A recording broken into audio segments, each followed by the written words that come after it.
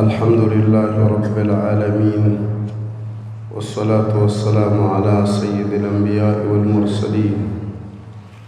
محمد وآله وصحبه أجمعين. أما بعد، بنبوي سيرت مدني دور شروع رسول الله صلى الله عليه وسلم جهادي و نظامي و سیاسی دور شروع. هغه کې یو سل دوه دېرشمه موضوع د 250 موضوعګانو کې یو سل دوه دېرشمه غزوة بني المصطلق وهي غزوة المريسيع. غزوة بني المصطلق و غزوة مريسيع. بني المصطلق یو قبیله و د خزاعه. خزاعه د نبی علیہ الصلوۃ والسلام سره جوړ و، خو بنو المصطلق مخالفو. نبی علیہ السلام ته خبر را ورسېدلو چې دوی د قتال لپاره تیاری کړي. بریده ابن حصیب رضی الله عنه یې ولېږلو، هغه تحقیق وکړو، احوال یې راوړل چې خبر صحیح دی. نبی علیہ السلام د مدینې منورې دپاره خلیفه زید بن حارثه وټاکلو. د 200 صحابه کرامو سره ورباندې یو ناڅاپي حمله یې وراوړله. د مريسيع مقام باندې چې دا د دوی د اوبو ګودر و، د قدید نه د ساحل البحر په طرف باندې. نو کله چې ورباندې ناڅاپي حمله ویوړله، بعضې کسان یې د دوی ووژل، مالونه یې ترېنه غنیمت کړه او ښځې د دوی وینځې کړې. د هجرت شپږم کال دی، شعبان میاشت ده، او په دې قید شوو ښځو کې جویریه بنت الحارث ام ده. چې نبی علیہ السلام کله مدینې ته راغلو، نو دی آزاده کړه او نکاح یې ورسره وکړه. مسلمانانو 100 کورنۍ د بنو المصطلق هغه آزادې کړي او وی ویلي چې اصحاب رسول الله صلی الله علیه وسلم دا خو د رسول الله صلی الله علیه وسلم خپلوان شول. عائشه رضی الله عنها فرمایي چې دومره د خیر او د برکت والا ښځه مې بل څوک نه ولیدلې. په دې غزوه د بنو المصطلق کې یو خو د سهار د مانځه په وخت کې تیمم نازل شو. د صحابه کرام مخامخ شول د داسې حالت سره چې اوبه نه وي، تیمم نازل شوی هم نه و، فاقد الطهورین و. لمونځونه یې وکړل بغیر د اودسونو، بغیر د تیمم نه. اوبه وي نه او تیمم نازل شوی نه و. الله رب العالمین د تیمم آیاتونه نازل کړل. دلته یو دوه موضوعګانې نورې ډېرې دردناکې راغللې. یو سل دوه دېرشمه موضوع په دې کې همدا ده چې د منافقینو مشر عبدالله ابن ابی ابن سلول به ویلي چې لا یخرجن الاعز منها الازل. عزتمند به دا ذلیل محمد رسول الله د مدینې نور شړی نه پرېږدم. صحیح بخاري وغیره روایتو کې دا راځي چې مهاجرو د خپل انصاري ملګري سره خوشطبي وکړه. دا ټوپ او خوشطبي لږ په جنگ باندې بدله شوه. نو انصاري چغې کړې چې یا للانصار، انصارو را ورسېږئ. مهاجر اواز وکړو چې یا للمهاجرین، مهاجرینو را ورسېږئ. نبی علیہ السلام ویلي چې دعوها فانها منتنه. دا د قوم پرستۍ خبرې او د ډلهبازۍ خبرې دا لرې کوي،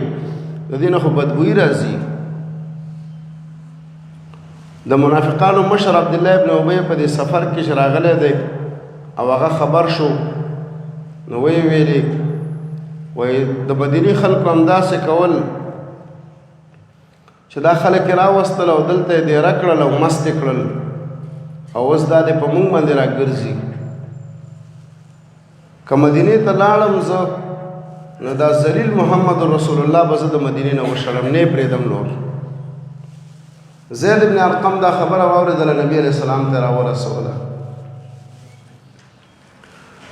نبی علیہ السلام چې زید ابن ارقم صاحب راوغوښتلو دا منافق راوغوښتلو منکر شو په دروغ باندې قسمونه وکړو زید ابن ارقم صاحب وی زی نبی علیہ السلام ته خجالت کړم په دې ډېر تاکید او په دې ډېرو قسمونو باندې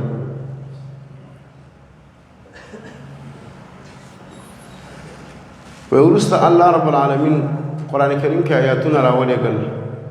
چې موضوع هم دقه سوا الله زما تصدیق وکړلو او د منافق دروغ او دروغ قسمونه ثابت کړل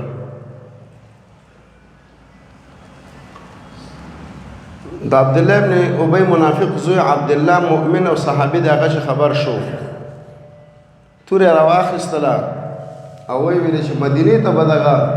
زما پلار ذلیل منافق رانه داخل نشي تر څو چې محمد رسول الله اجازه ونه کړي اما هغه د مدینه پلار باندې ورته ودرېدو او ورته ویل پلار زه استاد ته دا ثابتوم چې دا عزتمن دی که محمد رسول الله دی صلی الله علیه وسلم تر څو چې هغه ته اجازه ونه کړي رانه داخلېدی هم نشي بیا نبی علیه السلام اجازه وکړه او دا ولا ثابته شوله چې زه ذلیل یم محمد رسول الله صلی الله علیه وسلم دا عزتمن دی یو سلو درې دېرشمه موضوع د افق موضوع وه منافقینو په عایشه رضی الله عنها باندې تهمت او بدنام او بهتان د بدکارۍ ولګولو رسول الله صلی الله علیه وسلم چې د دې غزا نه راګرځېدلو نو عایشه رضی الله عنها هم په دې غزوه کې وه هغه تللې وه قضای حاجت له د شپې چې بېرته راغله خپل امیل یې وکتو چې نشته نو د امیل پیدا کېدلو پسې بېرته وګرځېدله دا الله رب العالمین د یو ډېرو خیرونو دپاره سبب کړو تکلیف او مصیبت هم راغلو خو الله د ډېرو خیرونو دپاره یو سبب هم وګرځولو دلته نبی علیه الصلاة والسلام اعلان کړی دی چې قافله دې روانه شي قافله د سفر او کوچ وکړي عایشه رضی الله عنها به یو جماعت او ډلې په خپل هغه کجاوه کې سورلۍ باندې پورته کوله او ښکته کوله به نو دوی ته دا معلومات نه و چې دا کجاوه مونږ په دې اوښ باندې کېښودله دې کې څوک شته او که نشته دی خاص طور باندې کله چې خلک د تللو په حالت کې وي نو قافله لاړله زه راغلم خپل ځای ته او خلک تللي وو زه د عمل طلب کولو او پیدا کولو اشاره کړې وم نو دا خپل ځای مې قصد کړو چې دوی کله خبر شي چې عایشه نشته دی نو دلته و ما پسې راشي همدلته مې شپه وکړله او نبی علیه الصلاة والسلام د دې لښکر په اواخرو باندې د څارنې دپاره صفوان ابن معطل السلمي الزکواني ټاکلی و هغه دلته شپه وکړله او چې وروسته ورته معلومه شوله چې دا خو عایشه ده ځکه عایشه رضی الله عنها د حجاب نه مخکې لیدلې وه نو انا لله و انا الیه راجعون یې ویلي عایشه رضی الله عنها فرمایي چې بله خبره ما د ده نه ده اورېدلې سورلۍ راوستله زه یې ورباندې سوره شم او دی پیادل روان دی مونږ چې نبی علیه السلام او صحابه کرامو ته ور ورسېدلو نو د غرمې وخت و نو عبدالله ابن ابی د منافقانو مشر رزیل وویلي چې عایشه خو د بدکارۍ دپاره پاتې شوې والعیاذ بالله او د صفوان سره بدکاري کړې ده العیاذ بالله د خپلو منافقینو ته دا نقل او دا دروغ دی وله ورکړو او ورته ویلي چې د دې تبلیغ او د دې کمپین او دا افوات خپاره کوئ په دې کې د ده مقصد هغه محمد رسول الله صلی الله علیه وسلم او د هغه دعوت ته ګزار ورکولو چې ګوره دا محمد خلکو ته دین او دعوت او تبلیغ کوي او ښځې داسې کارونه کوي خپله کورنۍ د اصلاح کوي بعضې ساده مؤمنان هم په دې کې راګیر شول لکه حسان بن ثابت مصطح بن اساسه او حمنه بنت جحش دا تبلیغات د دغه ځای نه شروع شول او مدینې منورې ته هم دا تبلیغات منافقانو را نقل کړل یو بل ته به دې باره کې خطونه لېږل د یو بل نه به پوښتنې کولې دا خبرې به د یو بل سره راسپړلې په مجلسونو کې چې نوې او زړې تازه څه دي که نه څه خبره پیدا شوې ده دا خبره به دوی راسپړله او چلوله وي او دا شرارت به دوی خپرولو رسول الله صلی الله علیه وسلم چې خبر شو د عائشه رضی الله عنها سره لږ تعلقات کم شو. عائشه رضی الله عنها په دې باندې خفه شو او مریضه شوه چې دا د نبي علیه السلام تعلقات ما سره ولې د ورځې ورځې کمیږي. نو د پلار کره لاړله. بالاخره هلته خبره شوله چې منافقینو دا دروغ او دا تهمت او دا بدنامه شروع کړې ده. او عائشه رضی الله عنها ته هم د دې خبرې معلومات وشولو چې زما پلار او محمد رسول الله او صحابه په دې موضوع باندې خبر دي. ما ویلې چې دا خو یو دروغ او بدنامه ده، خو الله رب العالمین به یو مدد او نصرت کوي او د دې دفاع او پاکوالی به رالیږي. په دې کې تقریبا څه اندازه میاشت پوره شوله او نبی علیه السلام راغلو مسجد نبوي ته او صحابه یې راجمع کړه. وی ویلې چې د دې منافق خبره او د منافق دا تبلیغات او شرارت دا زمونږ د کورنۍ نه خلاصېږي، زمونږ زنانه هم ترې نه خلاصېږي. نو که د دې نه ما ته تاسو خلاصۍ راکړئ. نو یو ډلې د صحابه وویلې چې وبې وژنو. بله ډله کې غیرت راغللو، قومي غیرت پکې راغلو، وایي نه شي وژلی، زمونږ قومي دی. دواړه قومونه نږدې وو چې سره په جنګ ورشي، خو نبي علیه السلام قلار کړو. نبی علیه السلام د علي رضی الله عنه د بریري او د اسامه صاحب د سره مشورې مو کړلې، ټولو ولا د خیر مشورې ورکړې او ویلې چې دا افک مبین او بهتان عظیم دی. بالاخره عائشه رضی الله عنها فرمایي چې رسول الله صلی الله علیه وسلم زمون کله ناستو په ده باندې آیاتونه د سورة النور راغلل چې ان الذين جاءوا بالافك عصبه منکم. د سورة النور د 11 آیات ته دا آیاتونه را شروع شول. حاصل دا و چې دا خو منافقانو خالص افک او دروغ او بدنامه راغولې ده او عائشه رضی الله عنها پاکه ده او بری ده او الله رب العالمین د دې پاکوالي او د براءت گواهی کوي، قرآن کریم یې کوي. د عائشه رضی الله عنها مقام دومره اوچت دی چې قرآن کریم او الله رب العالمین د دې په براءت او پاکوالي باندې خبرې وکړي او دا تر ورځ د قیامت پورې لوستل کیږي. د دې وجه نه د عائشه رضی الله عنها براءت منصوصي او قرآني دی. څوک چې د دې نه انکار کوي هغه کافر بالله العظیم ګرځي. او رسول الله صلی الله علیه وسلم دا آیاتونه صحابه کرامو ته ولوستل. حقیقت د موضوع ښکاره شروع. منافقان خو دغسې تبلیغات او شرارتونه او بدنامې لګي او خپروي. د مؤمن دپاره ادب دا دی چې هغه جواب وکړي او دفاع وکړي چې دا خالص دروغ دی او بدنامه ده. منافقانو ته زجرونه او رټنې الله بیان کړي په داسې موقع کې او مؤمنانو ته ادب بیان کړو او د عائشه رضی الله عنها براءت او پاکواله ثابت شروع. اهل علم فرمایي چې په دې دریو صحابه باندې حد القذف جاری شروع. اتیا دوری د بدنامي لګولو په مستح باندې او په حسان باندې او په حمله بنت جحش باندې او د منافقینو معامله الله رب العالمین ورځ د قیامت ته وګرځوله. دا د افک حدیث امام بخاری رحمه الله په ډیر تفصیل باندې ذکر کړی دی. مونږ ترې هغه مهم موارد راواخیستل. عمرة الحدیبیه رسول الله صلی الله علیه وسلم راځي ته عمرې اراده کړې ده، خو مشرکان یې نه پرېږدي او د جنګ دپاره یې مادګي کړې ده. بالاخره صلح وشوله او په صلح کې یوه ماده دا راغلله چې راتلونکي کال به بیا دوی عمرې ته راځي. 144 موضوع الخروج للعمرة والنزول بالحدیبیه د رسول الله صلی الله علیه وسلم او د صحابه کرامو راتلل عمرې ته د مدینې منورې نه او بیا د دوی د رکېدل په حدیبیه مقام کې. رسول الله صلی الله علیه وسلم په خوب کې ولیدلو چې زه او صحابه کرام مسجد حرام ته داخليږو په امن باندې محلقین او مقصرین، څوک سرونه کوي او څوک قصر کوي. نو د دې مقصد دا و چې تاسو عمره وکړئ او تاسو عمره کوونکي. رسول الله صلی الله علیه وسلم دا خوب صحابه کرامو ته بیان کړو. صحابه کرام هغوی آماده شول. تقریبا د 1400 په اندازه باندې یا د 1.5 په اندازه باندې دا پوره شول. منافقین او باندو والا هغوی پاتې شول. بهانې وکړې چې زمونږ کورونه بیا خالي کېږي، څوک شته دی نه. او نور به منافقین او عربو ویلي وایي دوی مکې ته عمرې ته ځي د قریشو خواته ژوندي به ترې رانشي ځانونه هم پرې وژني او موږ هم پرې وژني نو موږ نه ځو منافقین خو هر شي کې د ځان نه تبصرې کوي د ځان نه اټکلونه کوي او د ځان نه سیاستونه او سیستمونه او خبرې جوړوي د هجرت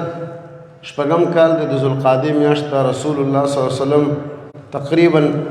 د 1400 صحابه کرامو سره را روان شولو او د ځان سره هدیه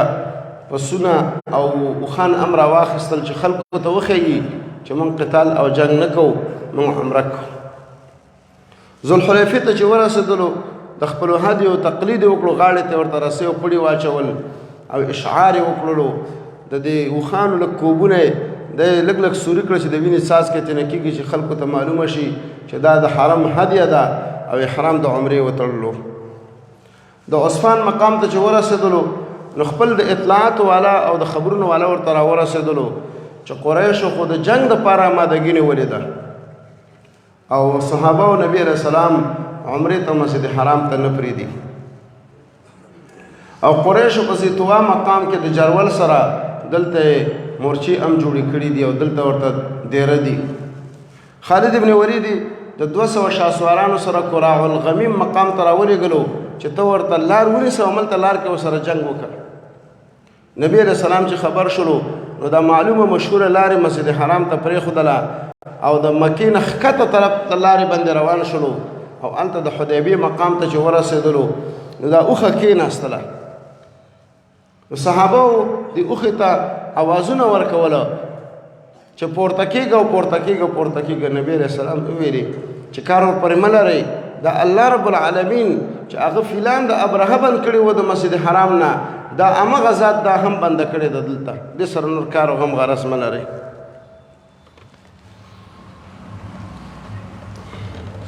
رسول الله صلی الله علیه وسلم په دې باندې پوه شو چې دلته خو دا اوښه الله رب العالمین کېنوله او موږ به دلته څه وخته پورې وو نو وی فرمایل وی که دا قریش زمانه د الله د دین او د الله د دین د حرماتو او د شعایرو هر قسمه تعظیم او غوښتنه کوي نو زه به ولا پوره کړم بدیل ابن ورقای خزاعي سره د څه کسانو نه راغلل چې دا د محمد رسول الله صلی الله علیه وسلم خیرخواهان وو خبرې کړل چې قریشو د جنګ دپاره تیاری نیولې دی او پرېږدي مو نه نبی علیه السلام ورته ویلي چې موږ قتال او جنګ ته نه یو راغلي عمره کوو او که دوی بیا صلح کوي او مذاکرات کوي هغې ته هم تیاري او که نه بیا وایي چې قتال او جنګ کوو بیا ورسره موږ قتال او جنګ کوو چې الله څه فیصله کوي 115 موضوع بین رسول الله صلی الله علیه وسلم و قریش د نبی علیه السلام او د قریشو ترمنځ دلته وفدونه او جرګې او نمایندګان لاړل او راغلل بدیل ابن ورقای خزاعي چې ورغلو قریشو ته یې ویلي دا خلک عمرې دپاره راغلي دي قتال او جنګ نه کوي نو هغوی یو سړی ولېږلو مکرز ابن حفص نبی علیه السلام همدقه خبره چې بدیل ته کړې وه دا یې دته وکړله قریشو دریم نمبر کې حدیث ابن عکرمه ولېږلو کله چې دی رانږدې شو نبی علیه السلام صحابه ته ویلي وایي دا هغه خلک دي چې د حج او د عمرې او د هدیو عزت او احترام کوي تاسو د ده لږ استقبال وکړئ دی چې رانږدې شولو نو صحابو تلبیه شروع کړه نو حدیث ابن عکرمه چې ولیدلو چې دې خلکو خو احرامونه تړلي دي هدي او څاروي ورسره دي او تلبیه وایي نو وویل چې سبحان الله تا خلک خو د قتال دپاره نه دي راغلي جنگ دپاره نه دي راغلي دا اطلاعات او راپور قریشو ته غلط دی او هغوی په غلط فهمۍ کې واقع شوي دي او بیا یې ویلې چې د جذام او د لخم قبیلې دي حج او عمرې او طوافونه کوي او د عبدالمطلب کورنۍ او د محمد رسول الله او د هغه ملګري حج او عمرې ته خلک نه پرېږدي دا خو ډېره ناروا او بد او ظلم دی حدیث ابن عکرمه قریشو ته ورغلو او خبره ورته وکړله وی خلک قتال نه کوي عمرې له راغلي دي او هدیه ورسره ده هغې ورته ویلې غلی کېنه عربي او بانډه چې ته څه خبرې د چلونو د سیاست نه په دې چل او سیاست باندې مکې ته را داخلېږي او جنګ کوي څلورم نمبر کې دوی عروه ابن مسعود ثقفي ولېږلو چې راغلو نبی علیه السلام ته وایي اے د الله نبی اے محمد رسول الله هېچا په عربو کې داسې کار نه دی کړی چې خپل قوم باندې دومره لښکر راولي او خپل قوم وژني دا کار ته ولې کوې نبی علیه السلام ورته ویلي د الله لحاظ وکړه موږ قتال او جنګ ته نه راځو ته غلط پوه شوی یې موږ عمرې ته راغلي یو نو دې وخت کې به عروه ابن مسعود ثقفي د نبی علیه السلام د ګیرې ته لاس وروړلو سوال او زاري به کوله نو د ده وراره مغیره ابن شعبه د نبی علیه السلام څوکیدارۍ ته کلک ولاړ دی هغه د دې تورې په دې موټي باندې د ده دا لاس والو چې لرې که دا لاس دی د نبي علیه السلام د ګیرې نه هغه چې ورته وکتل وایي چې او مغیره او زما وراره تا چې قتلونه کړي دي هغه قوم کې زه اوس هم د هغې په صلحو کې او د هغې په دیت او مال ورکولو کې لګیا یم او ته دلته زما دومره بېادبي کوې نو ورته ویې ویلې وایي چې دلته ستا مشري نه چلېږي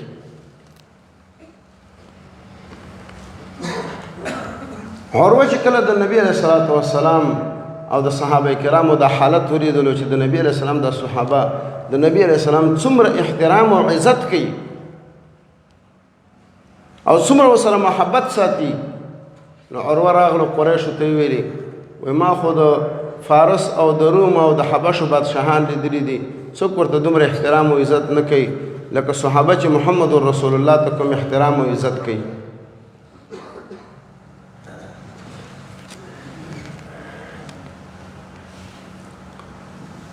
په دې وخت کې د قریشو یو اتیاو ځوانانو یوه قطه جوړه کړه سره قطه یې جوړه کړله او اسلحې راواخیستلې د جبل التنعیم د لارې نه راښکته کېږي چې نبي علیه السلام او صحابه باندې حمله وکړي په پټه باندې او قصه خلاصه شي محمد رسول الله صلی الله علیه وسلم ته اطلاعات رالل چې د دوی یوه ډېره قوي قطه او د مرګ والا قطه چې ده هغه راغله د تنعیم د غرو د طرف نه نبی علیه السلام ورپسې خپل د مجاهدینو قطه چې ور ولېږله د اتیا واړی کلک ونیول لاس تړلې د وسلو سره راوستل وایي تاسو د محمد رسول الله او د صحابه او د حق والاو قطې لیدلې او که خپلې قطې فقط لیدلې دي اوس نو د قطو زور او حقیقت درته معلوم شو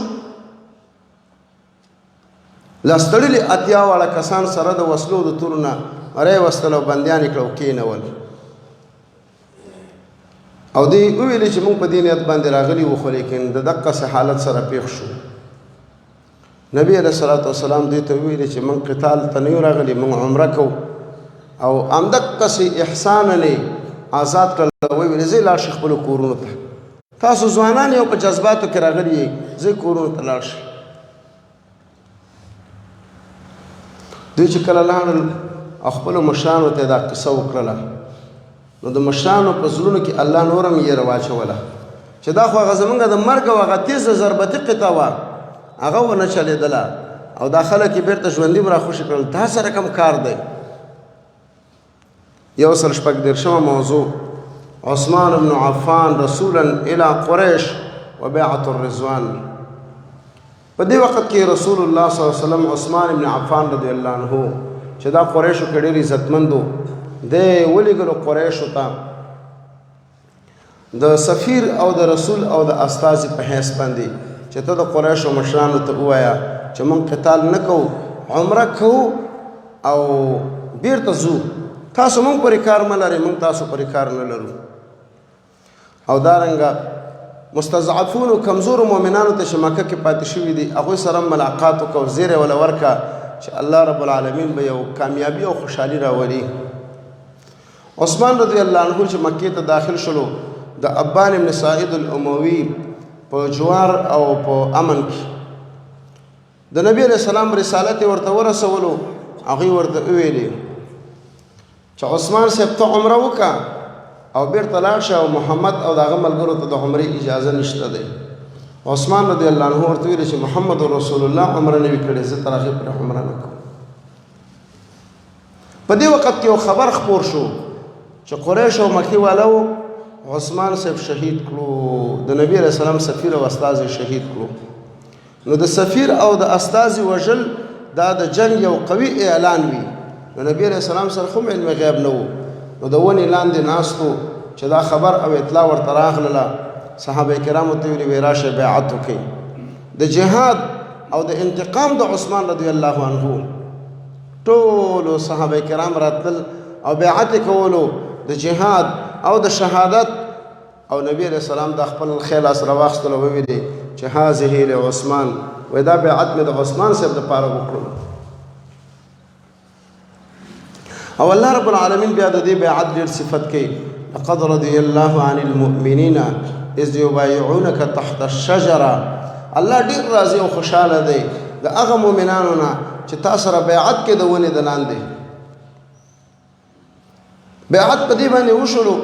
چې بس د عثمان رضی الله عنه انتقام به اخلو. مکې والاو ته هم دا خبرونه رسیږي، د هغوی په زړونو کې نورم الله رب العالمین یره واچوله. اوس دا موضوعګانې الله رب العالمین په صلح باندې تماموي. 130 موضوع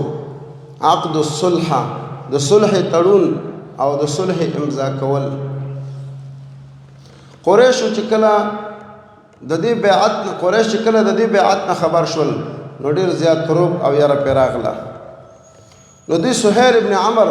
راولېږلو د صلح او د مذاکرات او د خبرو دپاره.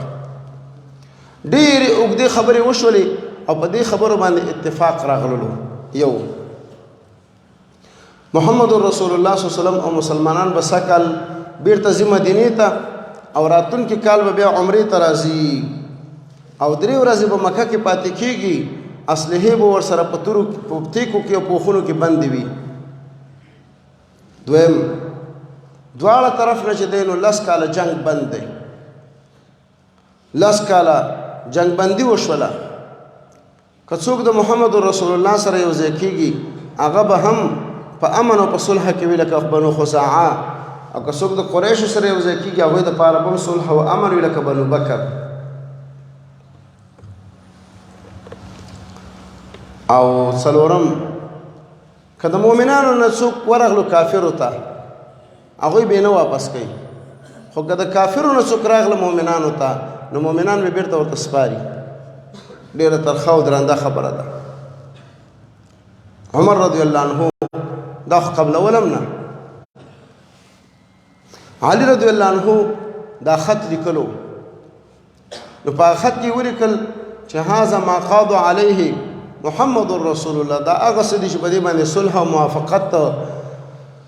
محمد رسول الله صلی الله علیه وسلم وکړو. دوی ورته ویل چې رسول الله لفظ پکې نه منو. ته وایې د الله رسول نه یې، که د الله رسول بیا موږ د سره جنګ نه کولو. نبی علیہ السلام علي صاحب ته ویلي دا د رسول الله لفظ ته نه لرې کوئ، والله که ته نه وران کړم. نبی علیہ السلام خپله ته نه دا رسول الله لفظ وران کړو او وی ویلي چې زه محمد ابن عبدالله مېما او زه محمد رسول الله مېما، خو چې تاسو اوس انکار او ضد او عناد کوئ نو په لیکلو کې دې نه وینو. نبی علیہ السلام په دې باندې پوهېدلو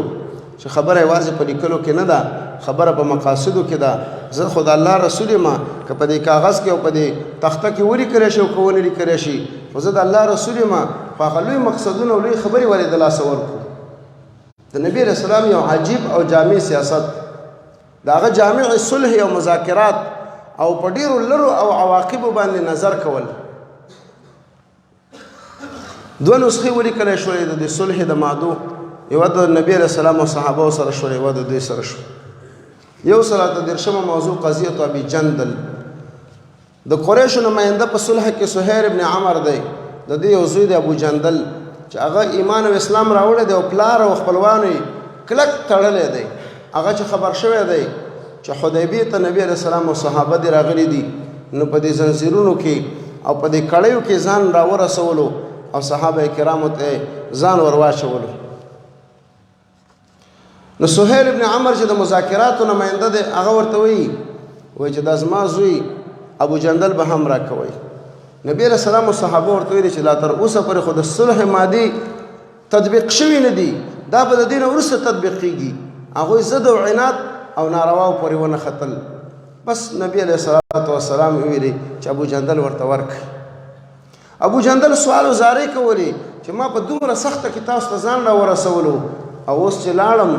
نو دوی به ماله څومره سزا او وال ټکول لا کوي. عمر صاحب ورته ویلي ښه دا ده چې کور کې وتوره پیدا کړي او د خپل پلار د کې ووژني. زه به درته ښه طریقه در وښیم هر څومره به دې خلاص کړم. نبي علیه السلام ورته ویلي زه الله به دې انتظامات وکړي. ابو جندل ورته بېرته ورکړلو او دا یو ډېره بده فیصله وه چې تطبیق شوله په ظاهر کې. 149 موضوع حل المسلمین من العمرة وحزنهم على قضية الصلح. مسلمانان د عمرې احرامونه دلته ختموي او د دې صلح په مادو باندې ډېر زیات خفه دي. نبی علیه الصلاة والسلام چې کله د صلح مادې هغه امضا کړلې نو صحابو ته ویلي چې راپورته شي او خپل اوښي او اوښان او هدي دا نحر کې ولالې کوي او احرام دلته ختم کړي. ام سلمې رضی الله عنها ته راغله ویې ویلي چې د خلکو ته وایم چې احرامونه ختم کړي او دا خپل هدي حلال کې او نحر کوي څوک عمل پې نه کوي. نو هغې ورته مشوره ورکړه چې د الله نبي دا صحابه تا ته ګوري ته اول خپل احرام ته اول دا اوښې دې حلال کا نحر کا او احرام دې ختم کا نو دوی به هم بیا دقسې وکړي. همدقسې چې نبي علیه السلام وکړل صحابه هم وکړل. نو هغه څاروي ذبح کړل حلال کړل احرامونه ختم کړل سرونه یې کل کړل او ورته نبي علیه السلام وویل چې د دې عمرې قضا به راتلونکي کال راوړو. مؤمنان او صحابه کرام ډېر سخت خفه دي د دوو وجو نه. یو هغه دا دی چې موږ خو د عمرې په نیت باندې راغلي وو او اوس بغیر د عمرې نه ځو. قریش هم خوشحاله شو او هلته به منافقین مدینه کې او یهودیان به څومره خوشحاله وي چې په خړو سترګو راغلی چېرته وه هغه عمره موږ تاسو ته نه ویلي. دویم په دې صلح کې په ظاهر کې عدل او مساوات نه ښکاره کېږي. وجه دا ده چې د مؤمنانو نه څوک کافرو ته راشي هغه نه واپس کېږي خو چې د کافرو نه څوک راشي مؤمنانو ته هغه بیرته ورته ورکول کېږي. عمر رضی الله عنه ټینګ نه شو اخر هم راغلو نبي علیه السلام ته ویې ویلي وی د الله نبي موږ په حقه یو دوی په باطله یو دوی په باطله دي او تا داسې مادې ورسره ومنلې چې دا خو د منلو نه دي. عمره مو هم ونه کړله او زمونږ کسان موږ ته نه راکول کېږي او د دوی کسان بیرته دوی ته ورکول کېږي. دومره ذلت څنګه قبول کړو په دومره حق دین کې. د دې نه مخکې دی ابوبکر رضی الله عنه ته راغلی دی وایي دا څه وشول. ابوبکر صاحب ورته ویلي وایي د الله نبي دی هغه خپله ښه پوهېږي په دې باندې قناعت ونه شولو نو ځکه نبي علیه السلام ته راغلو هغه ورته ویلي چې الله به خیر کړي دې کې یوه خوشحالي او کامیابي شته دی او ورته ویلي چې ابن الخطاب عمره زه د الله رسول یم الله ما نه ضایع کوي زه د الله نافرماني نه کوم الله زموږ مدد کوي. عمر رضی الله عنه خفه او غصه راغلو. نو دا دی چې یو کس ورته آواز کوي چې عجب یا عمر عمر ځان ته راورسوه. نبي علیه السلام ته چې راغلو دا آیتونه پرې نازل شوي وو بسم الله الرحمن الرحیم انا فتحنا لك فتحا مبینا مونږ خو تا ته یوه ډېره لویه فتحه او یوه کامیابي درته درکړه. عمر صاحب نبي علیه السلام ته وایي فتح هو دا صلح فتح ده وایي او دا فتح مبینه ده ډېره لویه فتحه ده. وایي ښه چې الله ورته فتح مبین وایي په خپله خبره او په خپل کار باندې ډېر پښیمانه شو او ډېر منځونه او صدقات او د مریانو آزادول یې د دې دپاره وکړل چې الله او رسول الله صلی الله علیه وسلم ما نه خفه شوي نه وي او هغوی خوشحاله او راضي کړم. 140 موضوع قضیة النساء المهاجرات. کله چې صلح وشوله د مکې مکرمې نه مؤمنو زنانو او مؤمنو ښځو هجرتونه را شروع کړل مدینې منورې ته راغللې.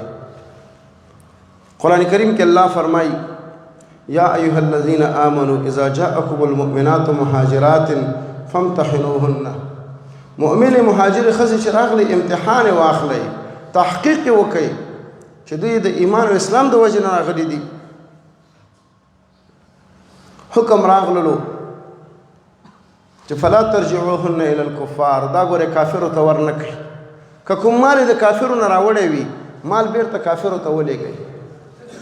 د مؤمن او د کافر نکاح نه کېږي.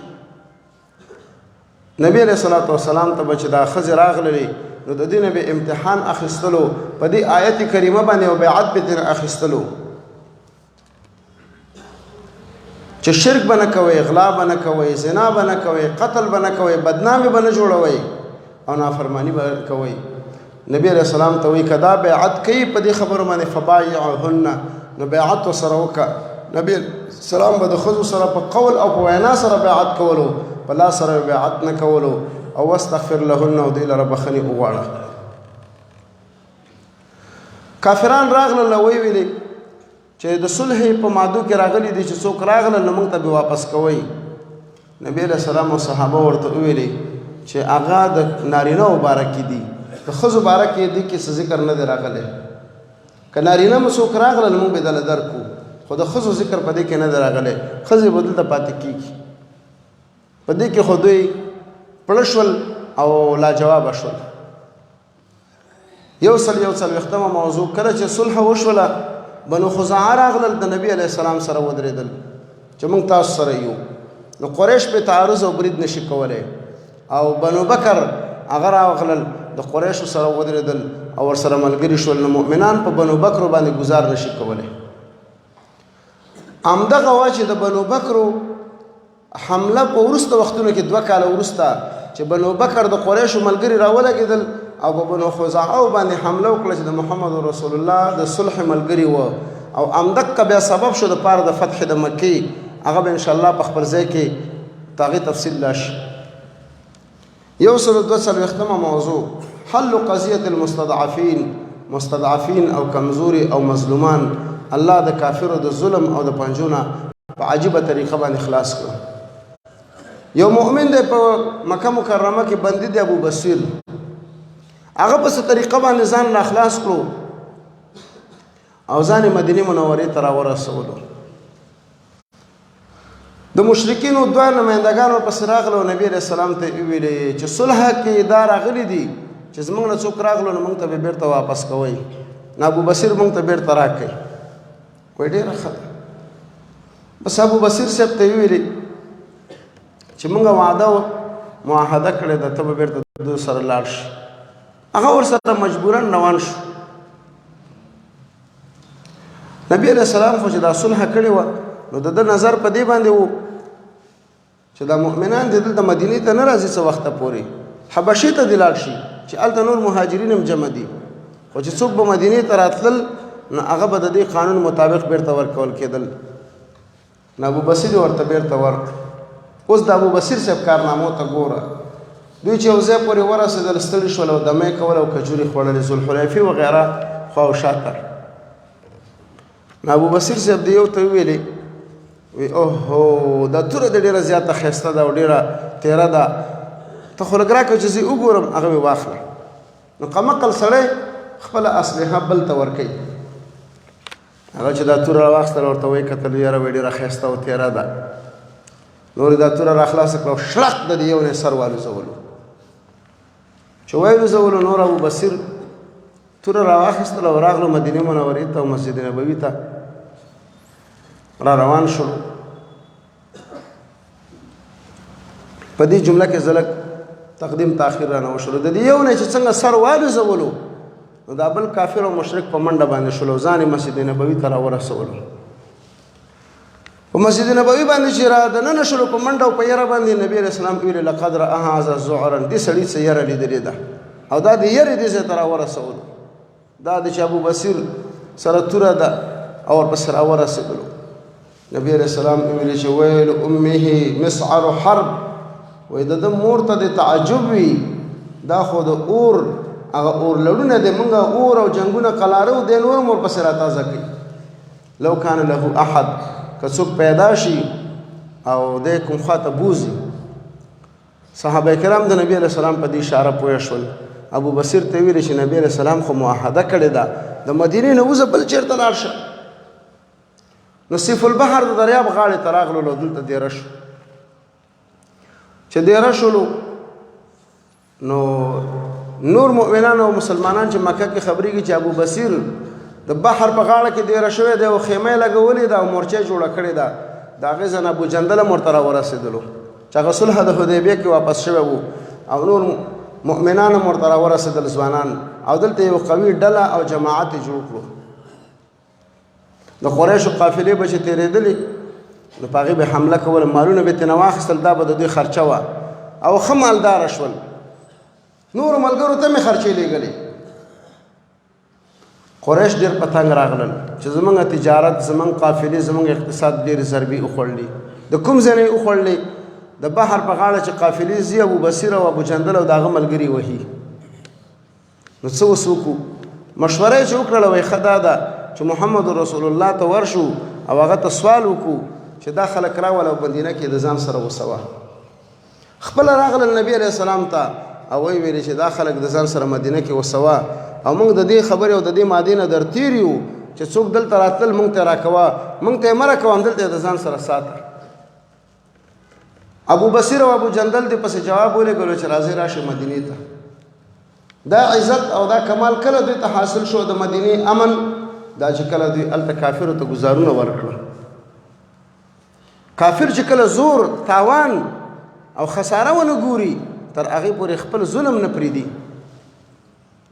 143 موضوع اثر الصلح د دې صلح اثرات څه وو دې صلح اسلامي دعوت اسلامي ریاست دا ډېر قوي کړو ډېر رامخې ته کړو یو خدا دی چې محمد رسول الله صلی الله علیه وسلم د قریشو د بدماشانو د قتال او د جنگ نه قلار شو او د اسلام د دعوت او تبلیغ نور قومونو او نور علاقو ته توجه وکړه دویم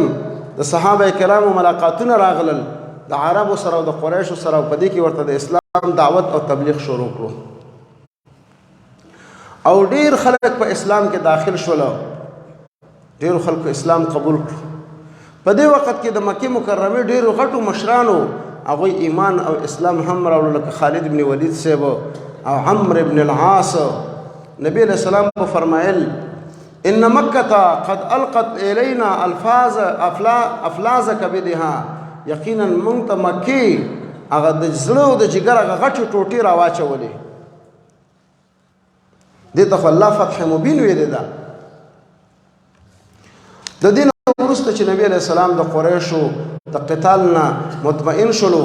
نو غواړي چې نورې نړۍ کې د اسلام دعوت وکړي د قرآن او د سنت دعوت ورسوي او نور قومونو سره هم د اسلام دغه خیر شریک نو د نبی علیہ السلام پر ژوند کې دا موضوع شروع کیږي چې مکاتبۃ الملوک والامراء نبی علیہ السلام بادشاہانو ته امیرانو ته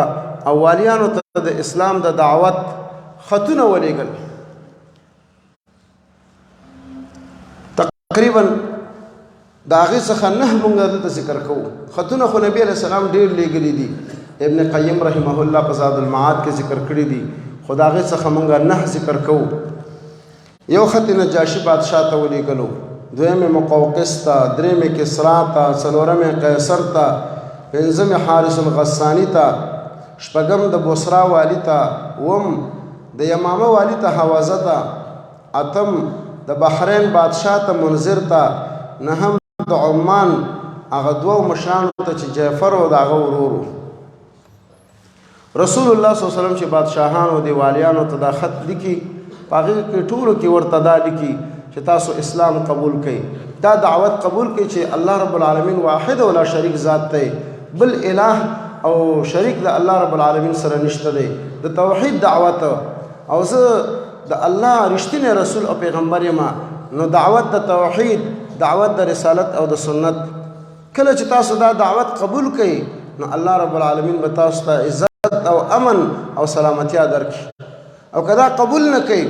نو تاسو او ستاسو د وجه نه به د عوام خلک هم ګنهګار پاتې شي نو په تاسو باندې به د الله عذاب راشي شرمندګي او رسوایي به راشي یو خط یې ولیکلو نجاشي ته چې دا د حبشو بادشاه دی ما ته مخکې عرض کړی و چې حبشه به مخکې ورته کتابونو کې ویلي او اوس وخت کې ورته ایثوبیا ویلی کېږي دا په افریقا کې اوس هم دا هیواد موجود دی خو مخکې ورته حبشه ویلې اوس وخت کې ورته ایثوبیا وایي د دې بادشاه ته به نجاشي ویلې خو د دغه بادشاه نوم اصحمه ابن الابجر دی او دا مکه بادشاه دی چې مهاجرونو ته پناه ورکړې وه او د قریشو دوه نمایندګان عمرو بن العاص او عبدالله بن ربیعه هغه ناامیده راشړلي وه نبی علیہ السلام په دې کې ورته خط لیکلی او بسم الله الرحمن الرحیم دا خط د محمد النبی صلی الله علیه وسلم نه دی نجاشي اصحم ته عظیم الحبشه چې د حبشیانو مشر دی سلام علی من اتبع الهدى وآمن بالله ورسوله وأشهد أن لا إله إلا الله وحده لا شريك له لم يتخذ صاحبة ولا ولدا وأن محمدا عبده ورسوله أدعوك بدعاية الإسلام فإني أنا رسوله تقريبا أكثر خطونو په اول کې دا خطبه او د الله حمد او ثنا او شهادت د توحید او د رسالت لیکل دي او ورته فاسلم تسلم ته اسلام راوړه او تا ته پاره سلامتی وي او دا آیت کریمه اکثر خطونه کې لیکل دي چې یا اهل الكتاب تعالوا الى كلمه سواء بيننا وبينكم اے د کتاب والا راشي او شریک خبره تا چې مونږ هم منو تاسو هم منو تاسو هم منئ الله نعبد الا الله ولا نشرك به شيئا عبادت بد الله نه سوا د بل چا نه کو د الله سره به شریک نه جوړو د الله نه سوا به نور ارباب واقداران خدایان د حلال او د حرامو د روا او د ناروا واقداران بننسو ځکه يهود او نصارا خپل ملائان او پیران او امامان د ارباب من دون الله نیولي او واقداران نیولي او د حلال او د حرامو سوا د الله نه ځکه ورته وایي چې ولا يتخذ بعضنا بعضا اربابا من دون الله بعضی به بعضو لره واقداران د حلال او د حرامو او د خیر او د شر به نه ټاکو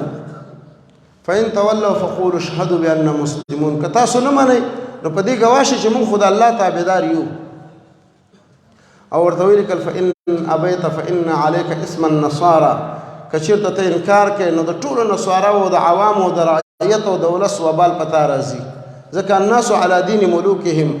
خلق خو د مشرانو دین پسې روان وي دا خط نبی علیہ الصلوۃ والسلام عمرو بن امیہ الزمری ته ورکړو کله چې نجاشي بادشاہ ته ورسولو نو د سیرت کتابونه لیکي چې هغه د ډیر قدر عزت په خاطر باندې په خپل سترګو باندې کېښود او ښکلی کړو او د خپل تخت نه راښکته شو جعفر ابن ابي طالب رضی الله عنه یې راوغوښتو د هغه په لاس باندې بیعت وکړلو او ایمان یې راوړو او نبی علیہ السلام ته بیرته خط ولیکلو چې ما ایمان او اسلام قبول کړو بیعت مې وکړلو او ام حبیبه دلته کونډه شوې ده هغه نبی علیہ الصلوۃ والسلام ته په نکاح باندې ولېږله او د خپل طرف نه 4000 درهم مہر ورته ورکړو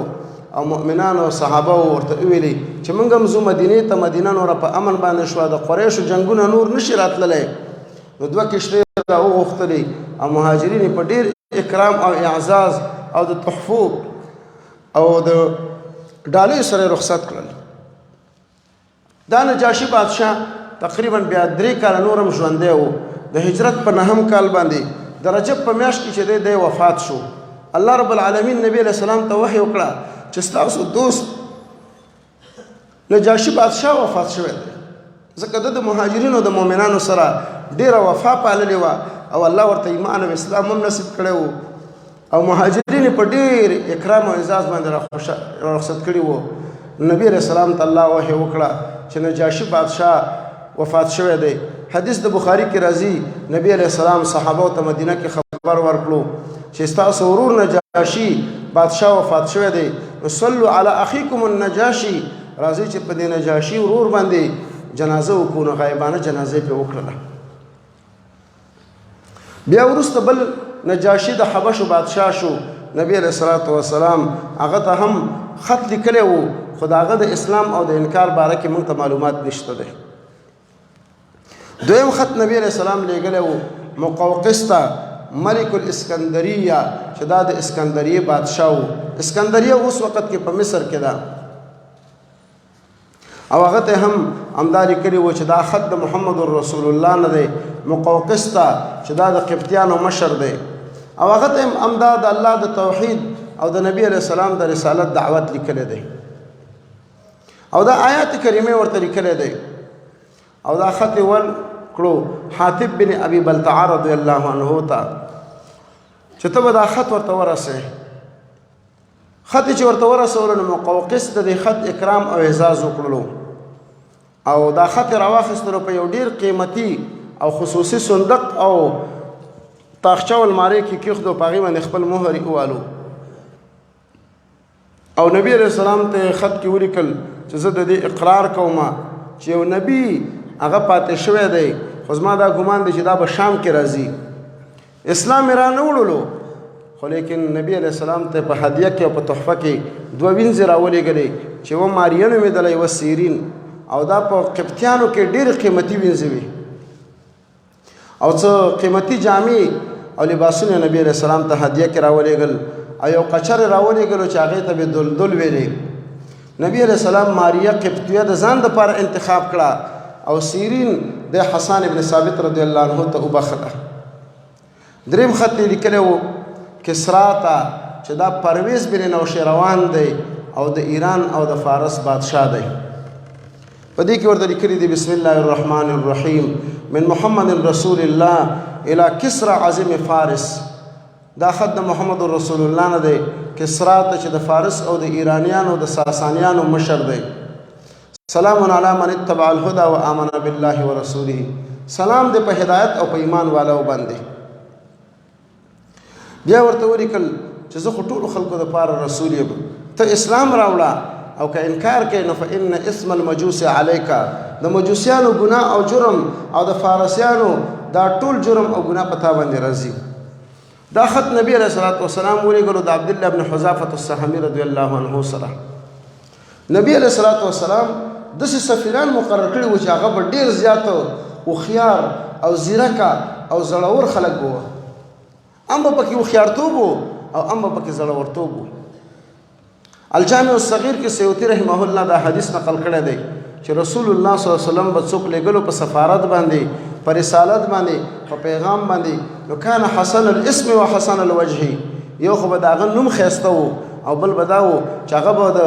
شکل او د مخل نه به ښایسته و ځکه دا په سفارت او په رسالت کې یو خاص اثر لري او نبی علیہ السلام به زړور صحابه کرام لېږل او هوښیار صحابه کرام به لېږل چې په سیاست باندې به پوهېدل او د بادشاهانو د والیانو په جواب باندې به پوهېدل نو دا خط د عبدالله بن حذافة السهمي صاحب سره ولېږلو خو ده ته یې وویلې وایي کسرا ته ته ځان نشې رسولی ته به طریقه داسې وکړي چې دا به د بحرین والي ته ورکړي علماو د هغه نوم لیکلی دی منذر بن ساوی ته به دا هغه ته ورکړي نو د بحرین والی به دا خط بیا کسرا ته ورسېد طریقه مې ورته وښودله د بحرین والی ته دا خط ورسېدلو هغه خپل بادشاه ته ورکړو کسرا ته چې نوم یې پرویز بن نوشیروان و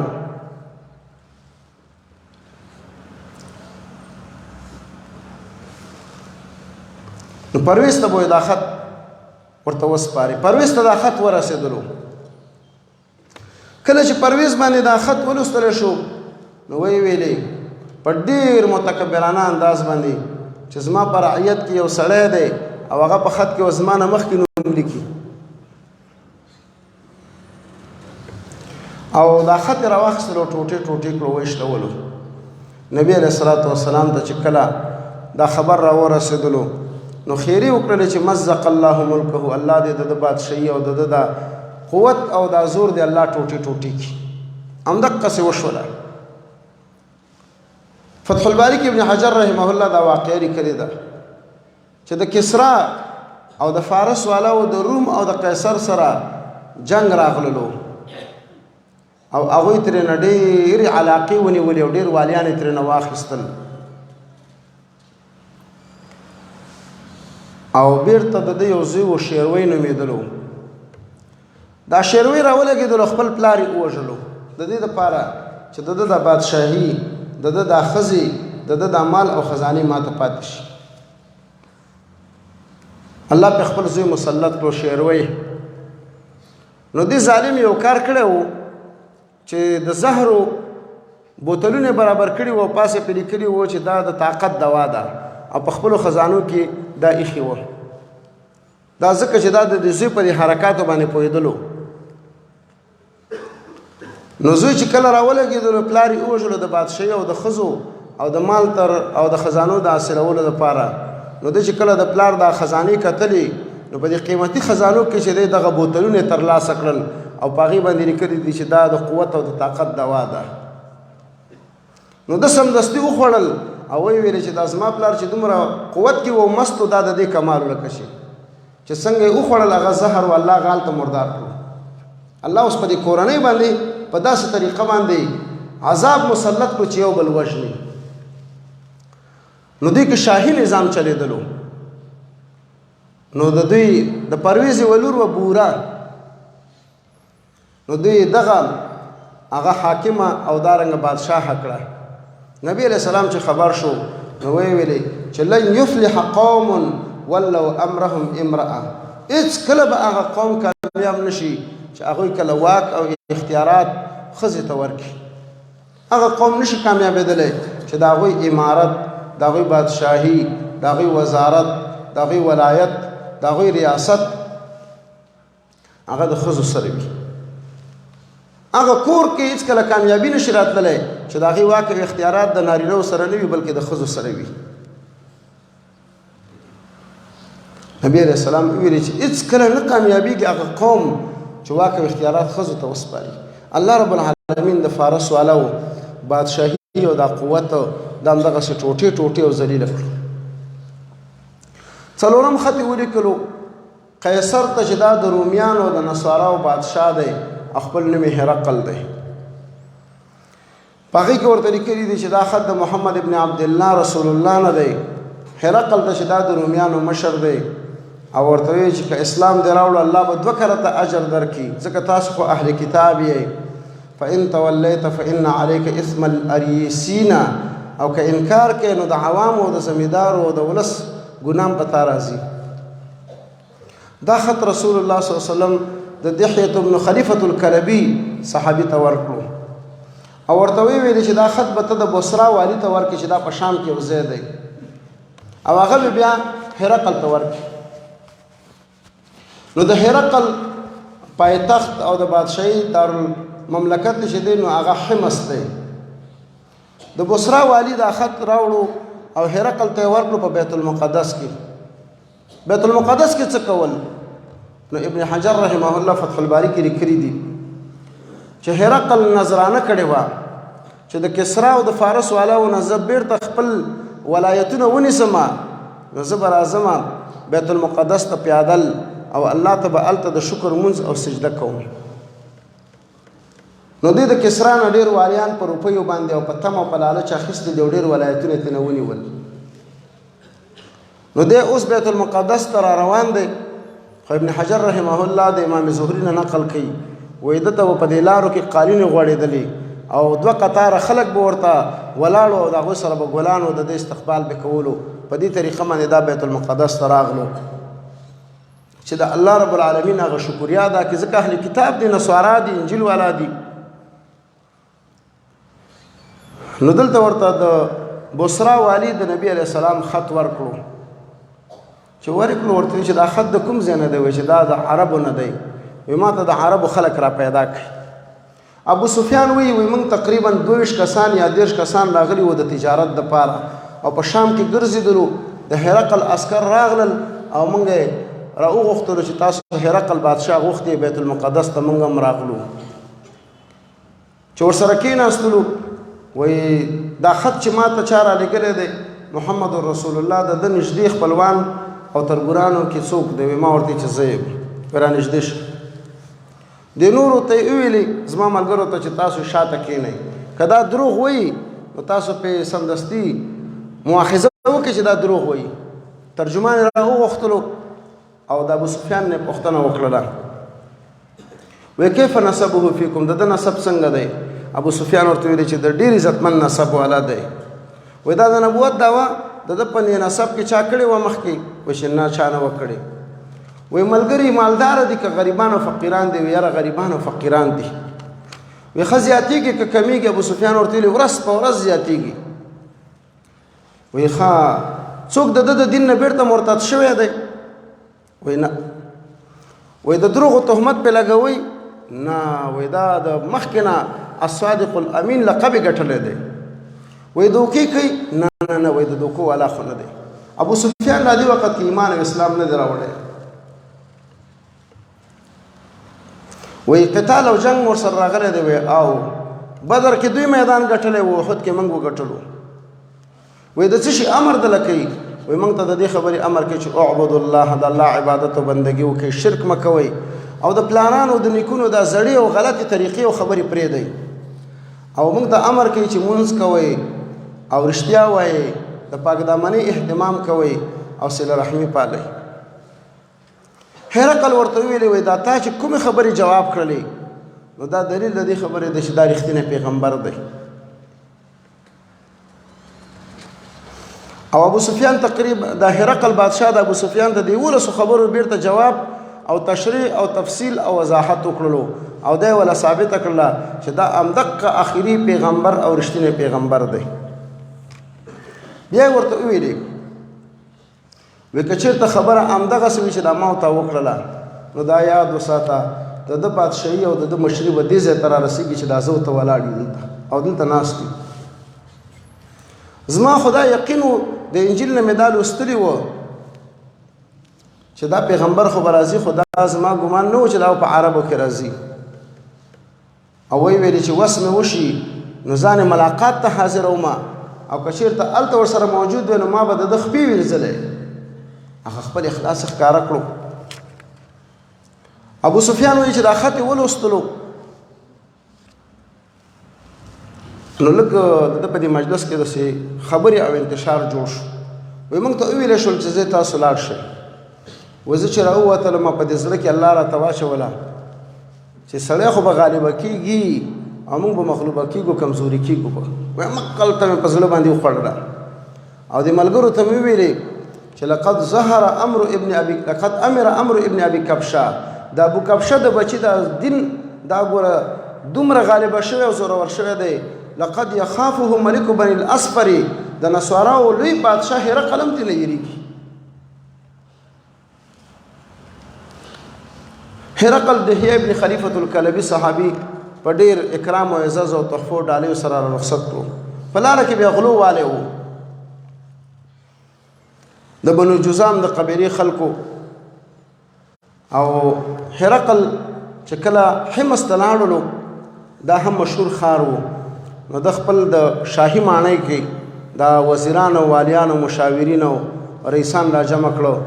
او د نبی صلی الله علیه وسلم د نبوت او د خط دعوت ولا ورکړو نو یو ځل دې ټولو شور او بغاوت جوړ کړو انتشار جوړ کړو لکه د وحشي خرو غوندې خو هرقل د دروازو سره کسان مقرر کړي وو چې دروازې چاته خلاص نه کړي څوک دننه ونوځي بیرته ورته आवाज وکړو وایي خبره واورئ لږ قلار شئ وایي تاسو مې معلومولی چې په دین باندې کلک وئ او که نه وئ تاسو په امتحان کې کامیاب شولئ په دین باندې دومره کلک یې چې د خپل بادشاه خبره هم نه منئ علما فرمایي چې هرقل د نبی علیه السلام په دین او په نبوت او په دعوت باندې پوه شو او اراده مې وکړله چې دا قبول کړي او دا اراده او تصمیم مې ونیولو چې نورو ته د دې دعوت ورکړي خو چې کله پوه شو چې زما بادشاهي زما مشري زما عزت زما مقام او زما منصب زی نو اسلام یې پرېښودو ظاهر خو د ده دا دی نوره معامله د الله سره ده په غزوه تبوک کې لښکر راوستی دی او نبی علیه السلام ته خط راولېږلو چې زه د ملګری یم خو څه وکړو بادشاهي ده او فوز دی فوزي وظیفه ده نظامي وظیفه ده نبی علیه السلام ویلي دا اوس موږ ته ګپ راکوي وایي کذب عدو الله انه علی نصرانیته دا د الله دشمن دی اوس هم دروغ او سیاست او چل چلی ډیپلوماسي چلی دا اوس هم لا په نصرانیت باندې کلک دی او غزوه موته کې صحابه کرامو پسې 2 لکه لښکر راوستی دی خو خطونه به نبی علیه السلام ته رالیږل چې زه د ملګری یم نو دا دروغ چالاکي ډیپلوماسي دا د یهودو او د نصاراو د مخکې نه عادت دی خو نبی علیه السلام پیژندلي و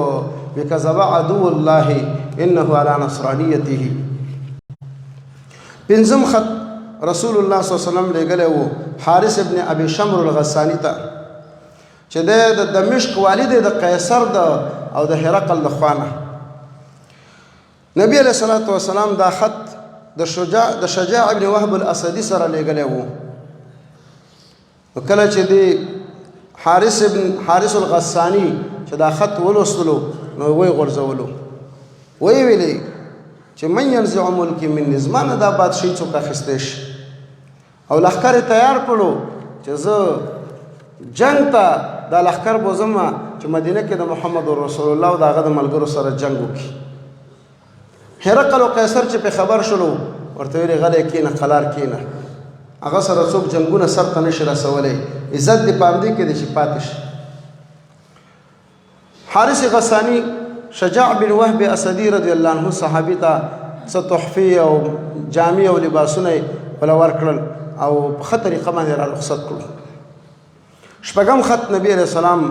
دا د بصرا والي ته لیکلی و او دا خط یې ورکړی و د حارث بن عمیر الازدي رضی الله عنه ته. کله چې د موته مقام ته ورسېدلو چې دا د اردن په جنوب مقام کې واقع دی، اوس هم د موته په نوم باندې یادېږي. دې علاقې ته چې ورسېدلو نو د بصرا والی چې شرحبیل ابن عمرو الغسانی و نو دا ورته رامخې ته شو د رسول الله صلی الله علیه وسلم دا سفیر او استازی حارث ابن عمیر الازدي رضی الله عنه شهید کړو. دا یو ډیر خطرناک او د اسلام څخه چې د نړیوالو قوانینو خلاف و چې ته سفیر او رسول او استازی وژنې.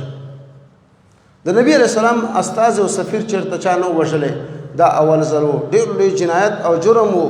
او د اسلام او د نړیوالو قوانینو خلاف عمل و. نبی علیہ السلام په دې باندې ډېر زیات خفه شولو او ودرېدلو او د دې په انتقام او د دې په جواب کې بیا غزوه موته راغله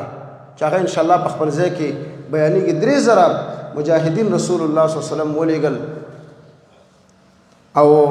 نصارا ورپسې د 2 لکو کسانو لښکر راوستلو. غزوه موته بیا د دې عمل په انتقام کې راغلی ده. اوم خط رسول الله صلی الله علیه وسلم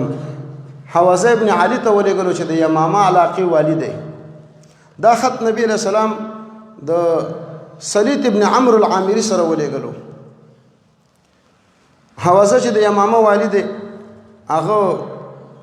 د دې رسول او د سفیر اکرام او اعزاز وکړلو او په ښه طریقه باندې جواب کړلو او یو خط یې ولیکلو نبی علیہ السلام ته چې ته ډېر ښایسته دعوت کې او دا ډېر ښه دین دی، خو زه هم د ډېرو غټو قومونو مشر او والی یم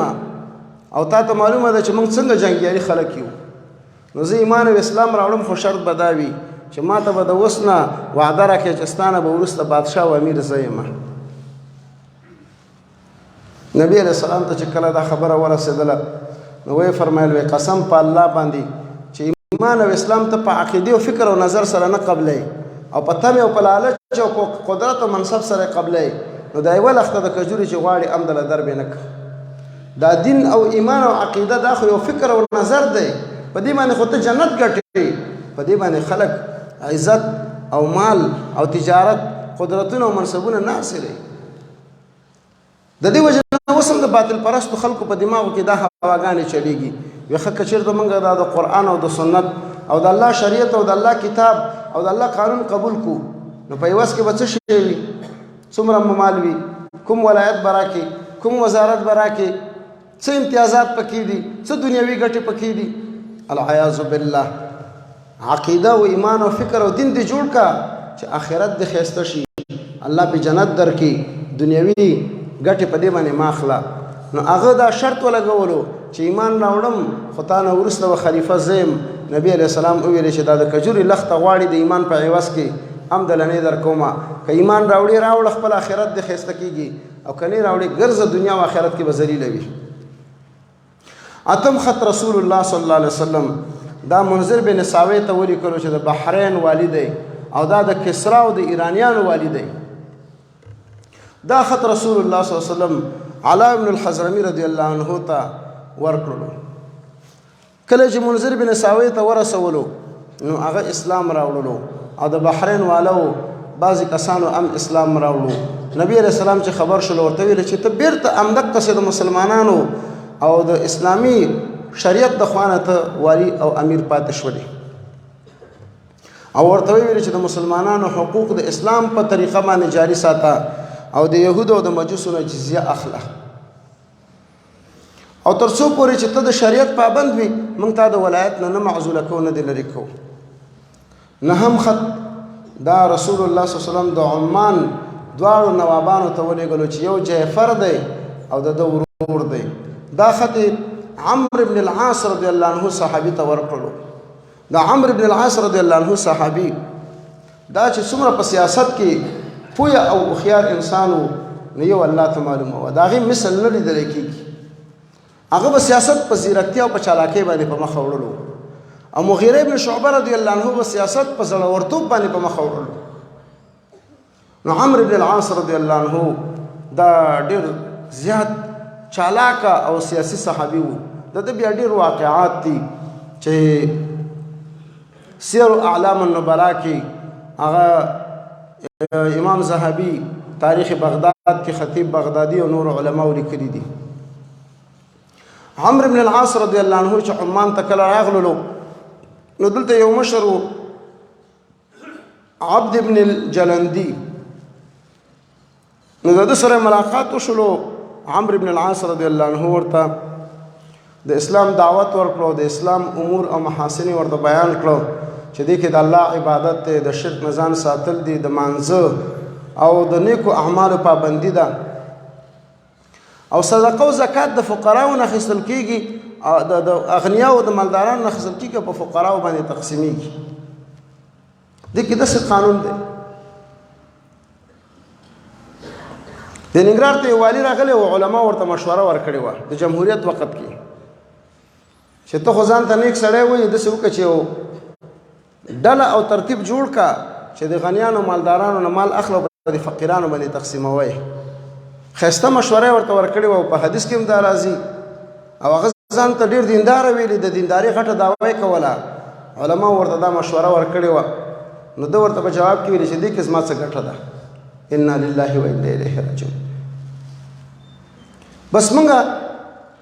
دین هغه ته وایو خیر هغه ته وایو چې زما پکې شخصي د جیب او د ګېډې ګټه وي علما ورته ویلي و چې اغنیاو نه اخله په فقیرانو تقسیموه وای دې کې زما څه ګټه ده دې کې زما څه کار دی دا زه وایي څه کوم انا لله و انا الیه راجعون چې هغه زمونږ د اسلام دعویدار او ټیکهداران دقسې وه نو د نور نه به څه ګیله وکړي نو عمرو بن العاص رضی الله عنه ورته ویلي چې په اسلام کې د زکات قانون دا دی چې اغنیاو نه اخلي مالدارو نه اخلي فقیرانو باندې تقسیمیږي وایي ډېره ښه ده سبا ته چې شروع د عمان نوابان دا دواړه ورونه دي جعفر او د هغه ورور نو عمرو بن العاص رضی الله عنه سبا ته چې د دې ورور سره ملاقات شو نو ورته ویلي که دا ورور د اسلام قبول کړي نو نبی علیه الصلاة والسلام ته زه سفارش کوم چې دی بیرته په د عمان باندې رئیس او والي پرېږده وایي ډېره ښه ده هم به دین شي هم به دنیا شي خو چې کله د زکات موضوع ته راغللو چې په دې کې به د اغنیاو نه زکات او مالونه اخیستل کېږي نو د کشر ورور یې ورته ویلي چې زموږ مشر لالا به دا موږ سره ونه مني هغه ورته ویلي وایي دا د لالا خبرې نه دي دا د الله او د رسول الله صلی الله علیه وسلم فیصلې دي که منې ډېره ښه ده که نه منې موږ سره بیا نورې لارې شته دی سبا ته چې شلو په درېیمه ورځ باندې عمرو بن العاص صاحب په عمان کې دی دواړه ورونه سره جدا شول او اخیرا فیصله دا وکړله چې موږ ایمان او اسلام قبلو ایمان او اسلام قبول کړو نبی علیه الصلاة والسلام نه پیغام ورته بیرته راوړو چې تاسو د عمان والیان شوئ د اسلامي شریعت او د اسلامي حکومت د طرف نه د جعفر ته او د ورور ته دا خطونه د فتح د مکې نه وروسته راغلي دي او دا نور خطونه نبی علیه الصلاة والسلام ټول د فتح د مکې نه مخکې او د صلح د حدیبیې نه وروسته رالیږلي دي کله چې صلح د حدیبیې وشوله نو رسول الله صلی الله علیه وسلم خو د قریشو د قتال نه په اطمینان باندې شروع او نورو بادشاهانو والیانو ته د اسلام دعوت د خط په ذریعه باندې وکړلو اوس وخت کې خو الله رب العالمین هر عالم او داعی ته د دعوت ډېرې وسیلې برابرې کړي دي خصوصا انټرنیټ ستا دا دعوت د نړۍ هر ځای ته رسیږي خو چې ته ترې نه کار او استفاده واخلې هغه وخت کې د دعوت دپاره همدغه خط او سفیران او استازي وو. نو اوس خو الله رب العالمین وسایل ډېر اسانه کړي دي. رسول الله صلی الله علیه وسلم په دې وخت کې د یهودیانو د قتال دپاره تیاری کوي چې دا په خیبر کې ډېره دي او د دې سره به دوی شرارت او تحریک چلولو. قریش او نور قومونه به جنگ ته راوستل مدینې ته. نو نبی علیه الصلاۃ والسلام وایي چې اوس زه دوی ته راوزګار شوم. په دې وخت کې یو بله وړه غزوه مخې ته راغله چې هغې ته غزوة الغابه وایي. غابه یو ځنګل و مدینه منوره کې. دا 145مه موضوع ده. د رسول الله صلی الله علیه وسلم اوښ یو څاروي او د بیت المال اوښ یو څاروي د غابه ځنګل سره سریږي. دې سره د نبی علیه السلام یو غلام دی رباح او یو ورسره شپونکی دی او بل سلمه ابن اکوع دی. سلمه ابن اکوع رضی الله عنه سره د ابو طلحه اس دی. عبدالرحمن ابن عینه فزاري چې دا یو بدماش کافر و، د ځان سره ډېر کسان راوستلو او په دې غابه ځنګل باندې حمله وکړه او د نبی علیه الصلاۃ والسلام دا اوښ او څاروي د ځان سره وتښتول. سلمه ابن اکوع صاحب هغه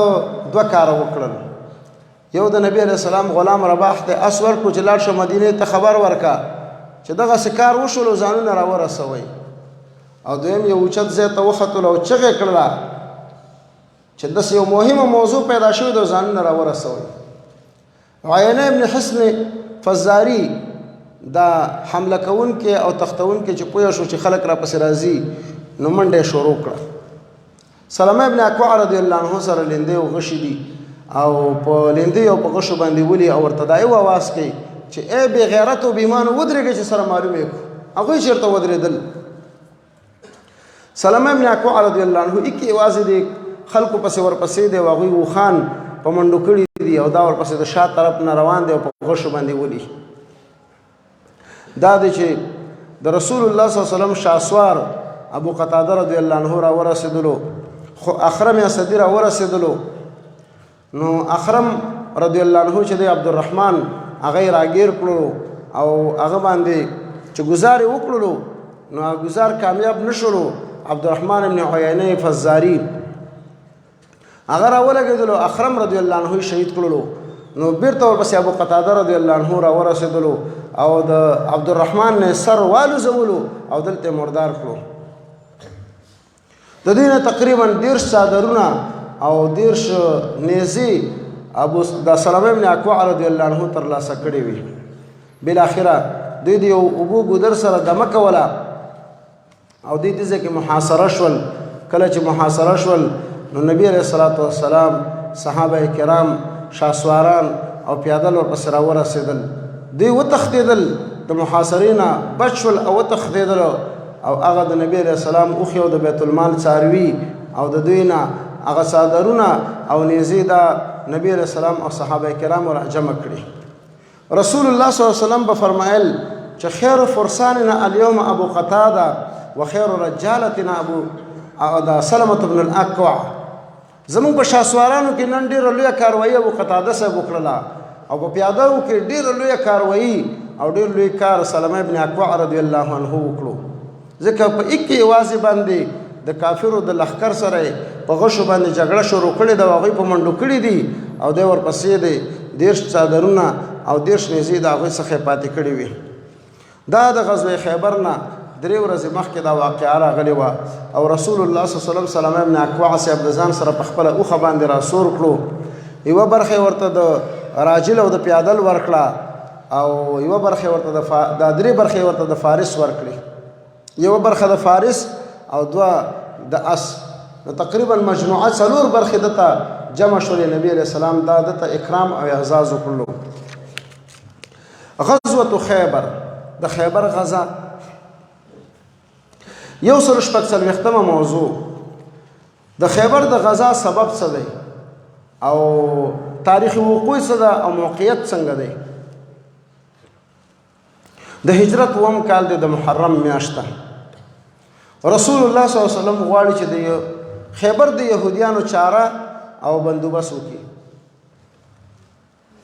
خیبر د مدینه منورې نه د شمال په طرف باندې د شام په طرف باندې 101 کیلومتره فاصله باندې واقع دی. دا ډېر د پخوا وختونو نه یو سړی راغلی دی خیبر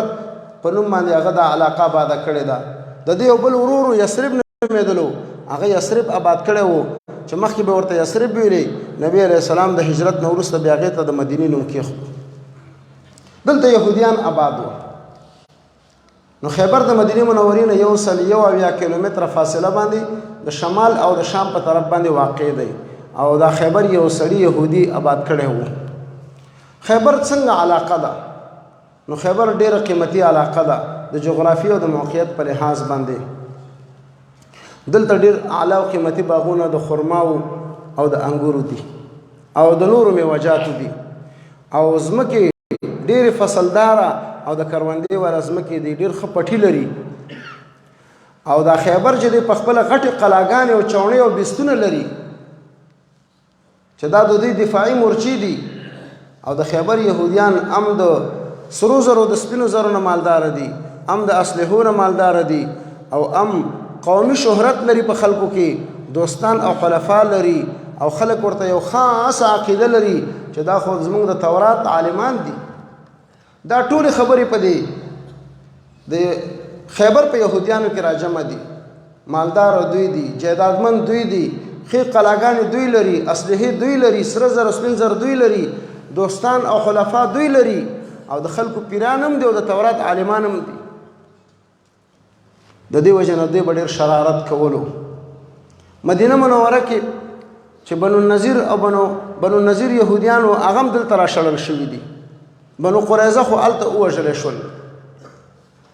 بنو قینقاع او نور یهودیان هم بعضې دلته کله کله را جمع کېږي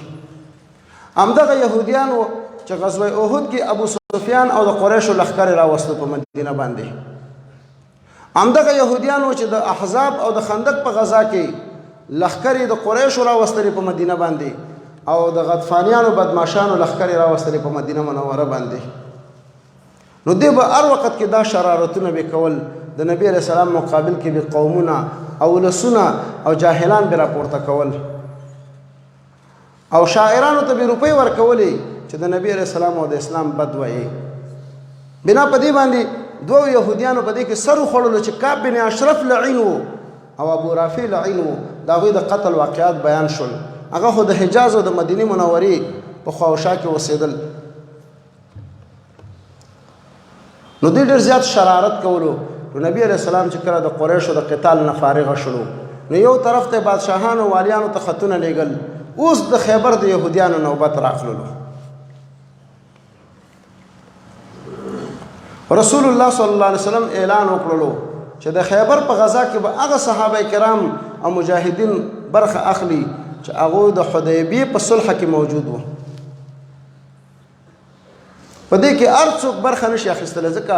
نبی علیه السلام ته الله رب العالمین دا ښودلې وه چې تاسو به خیبر فتح کوئ او په دې کې به ډېر غنیمتونه او اسلحې او جایدادونه او سره زر او سپین زر به وي نو ډېرو خلکو کوشش او کش کولو چې د خیبر په غزا کې زم برخه واخلم سورت فتح کې هم دا آیتونه دي چې دې کې هر څوک برخه نشي اخیستی هماغه مجاهدین وو چې هغوی په حدیبیه کې برخه اخیستې وه رسول الله صلی الله علیه وسلم د محرم د میاشتې د هجرت په شپږم کال د هجرت په اووم کال باندې د خیبر په طرف باندې را روان شو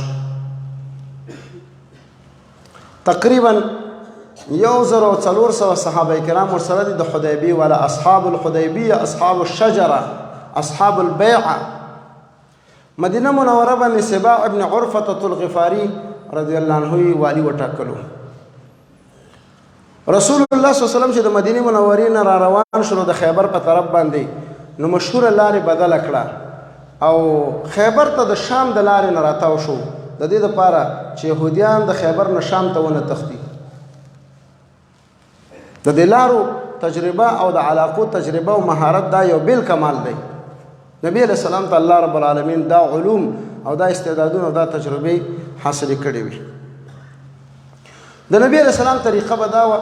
چې د سحر پورې به د شپې به چې یو ځای ته محاصره وې وړله نو لږ انتظار به وکړو که د سحر اذان به واورېدلو نو بیا به حمله نه کوله او چې د سحر اذان به وانه اورېدلو نو بیا به حمله کوله چې دا خلک مسلمانان نه دي د سهار د مانځه نه وروسته د سهار مونځ په ډېره تیاره کې وختي وکړلو او په اس باندې سور شو په دې خیبر کې ور روان شولو. یهودیان د بیلچو سره او د پچیو د ټوکرو سره د خپلو پټیو ته باغونو ته را روان دي چې دا میوې او ترکارۍ را جمع کړي او په دې بیلچو یم باندې بعضې کارونه وکړي.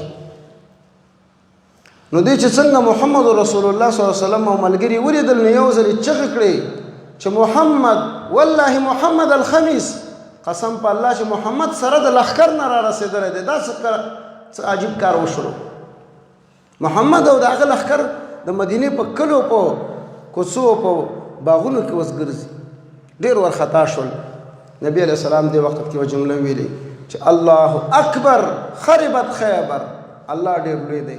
خیبر نور دړې وړې شروع. خیبر د کفر او د شرک په حالت کې نور نشي پاتې کېدی. انا اذا نزلنا بساحة قوم فساء صباح المنذرین. مونږ چې یو قوم ته ځان راورسو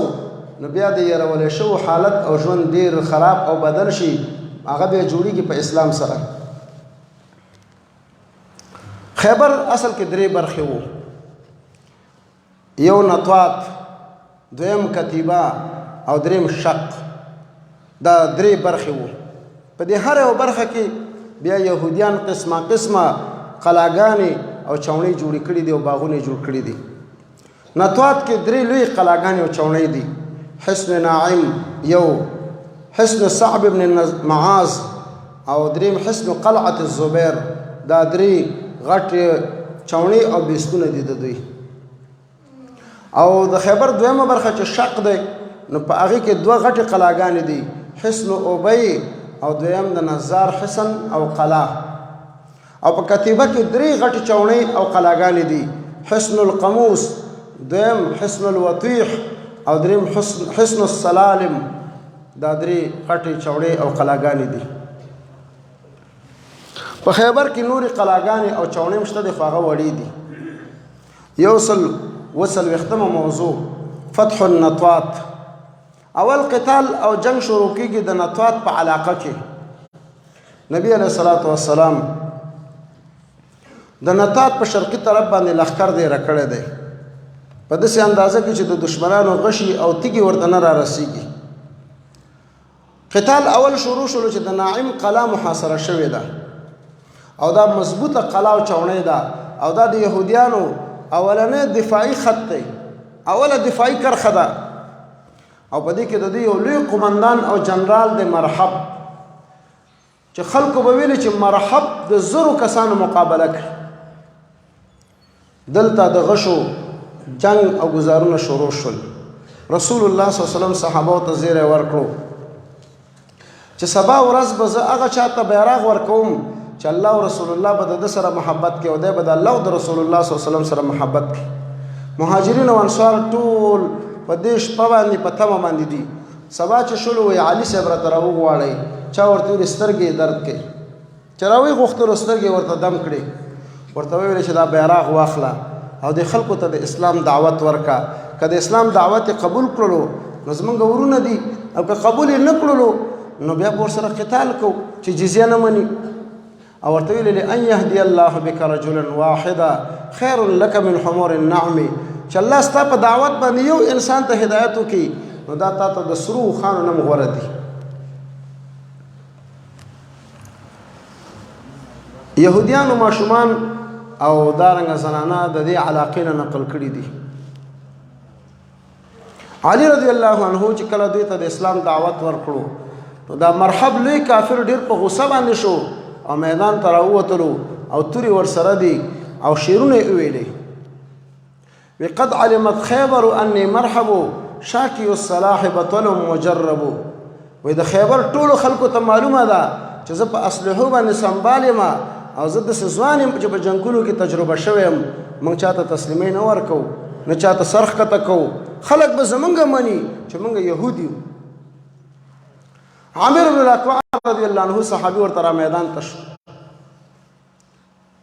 د تورې ګزار چې په ده باندې کولو بیرته د تورې ګزار په دې صحابي باندې راغلو عامر رضی الله عنه باندې او د دې نه زخمي او شهید شو.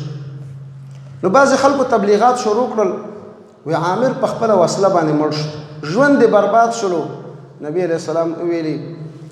وی ان له لاجرین د دپاره 2 اجره دي یو مجاهد چې په خپله اسلحه باندې شهید شي نو د دپاره 2 اجره دي قل عربي نشأ مثله ډېر کم کله ته د عربي بچی به پیدا کړي چې د ده غوندې ژوند ولري د ده غوندې شهادت ولري علي رضی الله عنه هغه ورته میدان ته راووتلو او ورته ویلي چې انا الذي سمتني امي حیدره وایي زه ګوره هغه څوک یم چې مور مې راته حیدر او د زمري نوم ایښی دی کلیس غابات کریه المنظري لکه د ځنګلونو زمری چې خلک مې د شکل نه یریږي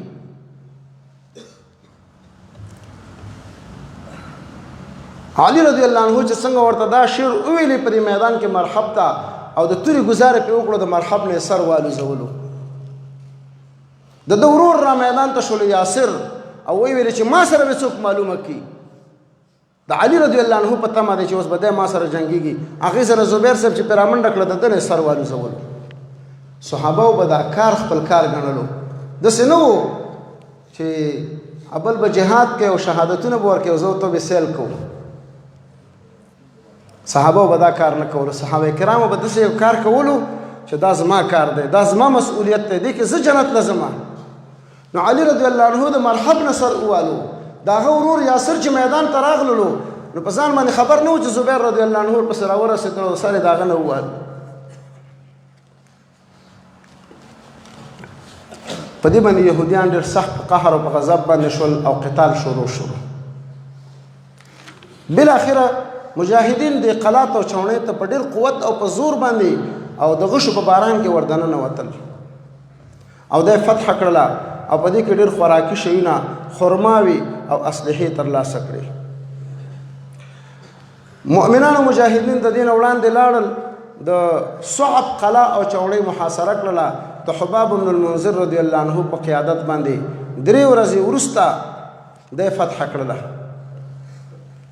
او په دې کې هم ډېر سخت قوي جنګ وشولو او مؤمنانو مسلمانانو د دې نه ډېر غنیمتونه او خوراکونه ترلاسه کړل بعض صحابه کرام وږي شوي دي او خرې راخیستې دي لال کړي دي کټوۍ کې اچولي دي نبی علیه السلام چې خبر شلو نو وی ویلې چې د خرو غوښې حرامې دي دا دیګونه او دا کټوۍ ماته کې صحابه ویلي چې ماتو به نه خو به وینځو وای بس دا کار وکړي نبی علیه السلام په غزوه خیبر کې د خرو غوښې حرام کړي د متعی او د صیغې نکاح چې د 2 او 3 ورځو دپاره دغه نکاح ده د حرام کړله او نبی علیه الصلاة والسلام اذن فی لحوم الخیل د اوښانو د غوښو باره کې اجازه ورکړې ده د جابر رضی الله عنه حدیث په بخاري شریف کې دا دی یهودیان 3 قلا ته انتقال شول چې د زبیر قلا ده او مؤمنانو هغه په محاصره کړې ده په 4مه ورځ باندې یو یهودي ورته ویل چې دې قلا ته د فلانکۍ چیني نه اوبه راځي نو مؤمنانو مجاهدینو هغه اوبه پې قطع کړلې نو دلته محاصره کې دا خلک تنګ شولو دا 3مه قلا د زبیر هم فتح کړه د خیبر یوه حصه فتح شوله خو په ډېر قوت او په شدت باندې او په ډېرو سختیو باندې 143مه موضوع فتح الشق د خیبر 2مې حصې ته قتال را نقل کېږي چې د شق حصه ورته وایي مؤمنانو دا علاقه چې محاصره کړله د یهودیانو بعضې مشران میدان ته راودنګل وایي موږ سره به څوک معلومه کړي ابو دجانه رضی الله عنه ډېر یهودیان ووژل دلته او د قلا ته داخل شول او د فتح کړله یهودیان په دې 2مه برخه کې 2مې قلا ته نقل شول چې د نزار قلا ده او دلته ډېر غنیمتونه ترلاسه کړل د دې نه وروسته یو بلې قلا ته چې دوی انتقال شول او هغه ډېره لوړه وه خو لیکن مجاهدینو او صحابه کرامو په ډېره سختۍ باندې ځان ورته ورسولو او هغه هم فتح کړله او د هغې نه ډېر لوښي صحابه کرامو ترلاسه کړل نبي علیه السلام ورته ویلي چې اغسلوها ولې ووینځئ واطبخوا فیها بیا په هغې کې خپل پخلی او خوراک کوئ 149مه موضوع د خیبر 3مه برخه کتیبه او په دې کې اولنۍ قلا چې دی نو هغه د قموس قلا او چوڼۍ ده صحابه کرامو تقریبا 14 ورځې دا محاصره کړې ده يهودیانو امن طلب کړ چې موږ ته امن راکړي او جنگ نه کوو. یهودیان بیا د دویمې قلا ته لاړل چې وطویح ده او بیا د بلې قلا ته راغلل چې سلالم ده. نبی علیہ الصلوۃ والسلام ته دوی ویلي چې موږ ته امن راکړي او قتال نه کوو. نبی علیہ السلام ورته اعلان وکړلو چې تاسو د پاره امن دی، ښځې او بچي مو هم د ځان سره بوتللی شي او د کور سامانونه هم د ځان سره وړلی شي، خو 4 قسمه شیونه د ځان سره نه شي وړلی. یو سره زر، دویم سپین زر، دریم اسلحې، 4 نمبر اسونه او اوښان سورلی. دا 4 شیونه دا نه شي وړلی. نور ښځې او بچي او د کور سامانونه چې وړی ځان سره ویسو چې هر چېرته ورکېږي او ځای لاړ شي، خو دا 4 شیونو ته به ګوتې نه وروړي. دا د مسلمانانو او د مجاهدینو غنیمت دی. سره زر، سپین زر، اسلحې او اوښان او اسونه. خو که چا غدر وکړلو بیا د هغه د خیر نشته دی، هغه بیا دلته سرګ دی. کنانه ابن ابي الحقيق او د دوی ورور دی، دوی ډېر سره زر او سپین زر پټ کړي دي او دا غدر پرې راښکاره شولو ځکه یهودیانو نبي علیه السلام ته ویلي وایي دلته کنانه او د ده ورور سهار ما وخته ګرځي را ګرځي، دلته څه خبره شته دی چې وایي کتلو اسلحې پټې کړې وي او دا رنګه سره زر یې پټ کړي وو او د خپل قانون مطابق سرونه کېښودل، ووژلی شول. صفیه بنت حیي بن اخطب چې دا د کنانه ناوې او واده شوې وه، دا هم ترې نه پاتې شول او الله رب العالمین د نبي علیه السلام په وینځو کې او بیا د هغه په بیبیانو منکوحاتو کې راوستله. 150مه موضوع د یهودیانو نه په دې کې 100 زغرې، 400 تورې، 1000 نیزې، 500 عربي لیندۍ او د تورات بعضې صحیفې غنیمت کې مجاهدینو ته پاتې شو. 150مه موضوع قتل الفریقین. د یهودیانو نه تقریبا 93 کسان وژل شوي دي او د مسلمانانو نه 15 یا 14 یا 18 دا کسان شهیدان شوي دي. 151 قدوم مهاجري الحبشه. د حبشې نه مهاجرین راغلي دي مدینې منورې ته، خو بعضې صحابه کرام غواړي چې موږ د نبي علیه السلام سره په خیبر کې ملاقات وکړو، ځکه چې خبر شول چې نبي علیه السلام خیبر کې په قتال کې مشغوله دی او خیبر فتح کړی دی. د ابو موسی اشعري رضی الله عنه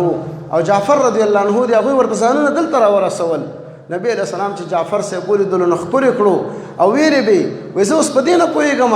چې د خیبر په فتح باندې ډېر خوشحاله یم او که د جعفر صاحب او د هغه د ملګرو په راتللو باندې ډېر خوشحاله یم. 152مه موضوع د ابو هریره صاحب راتګ. د یمن نه ځان را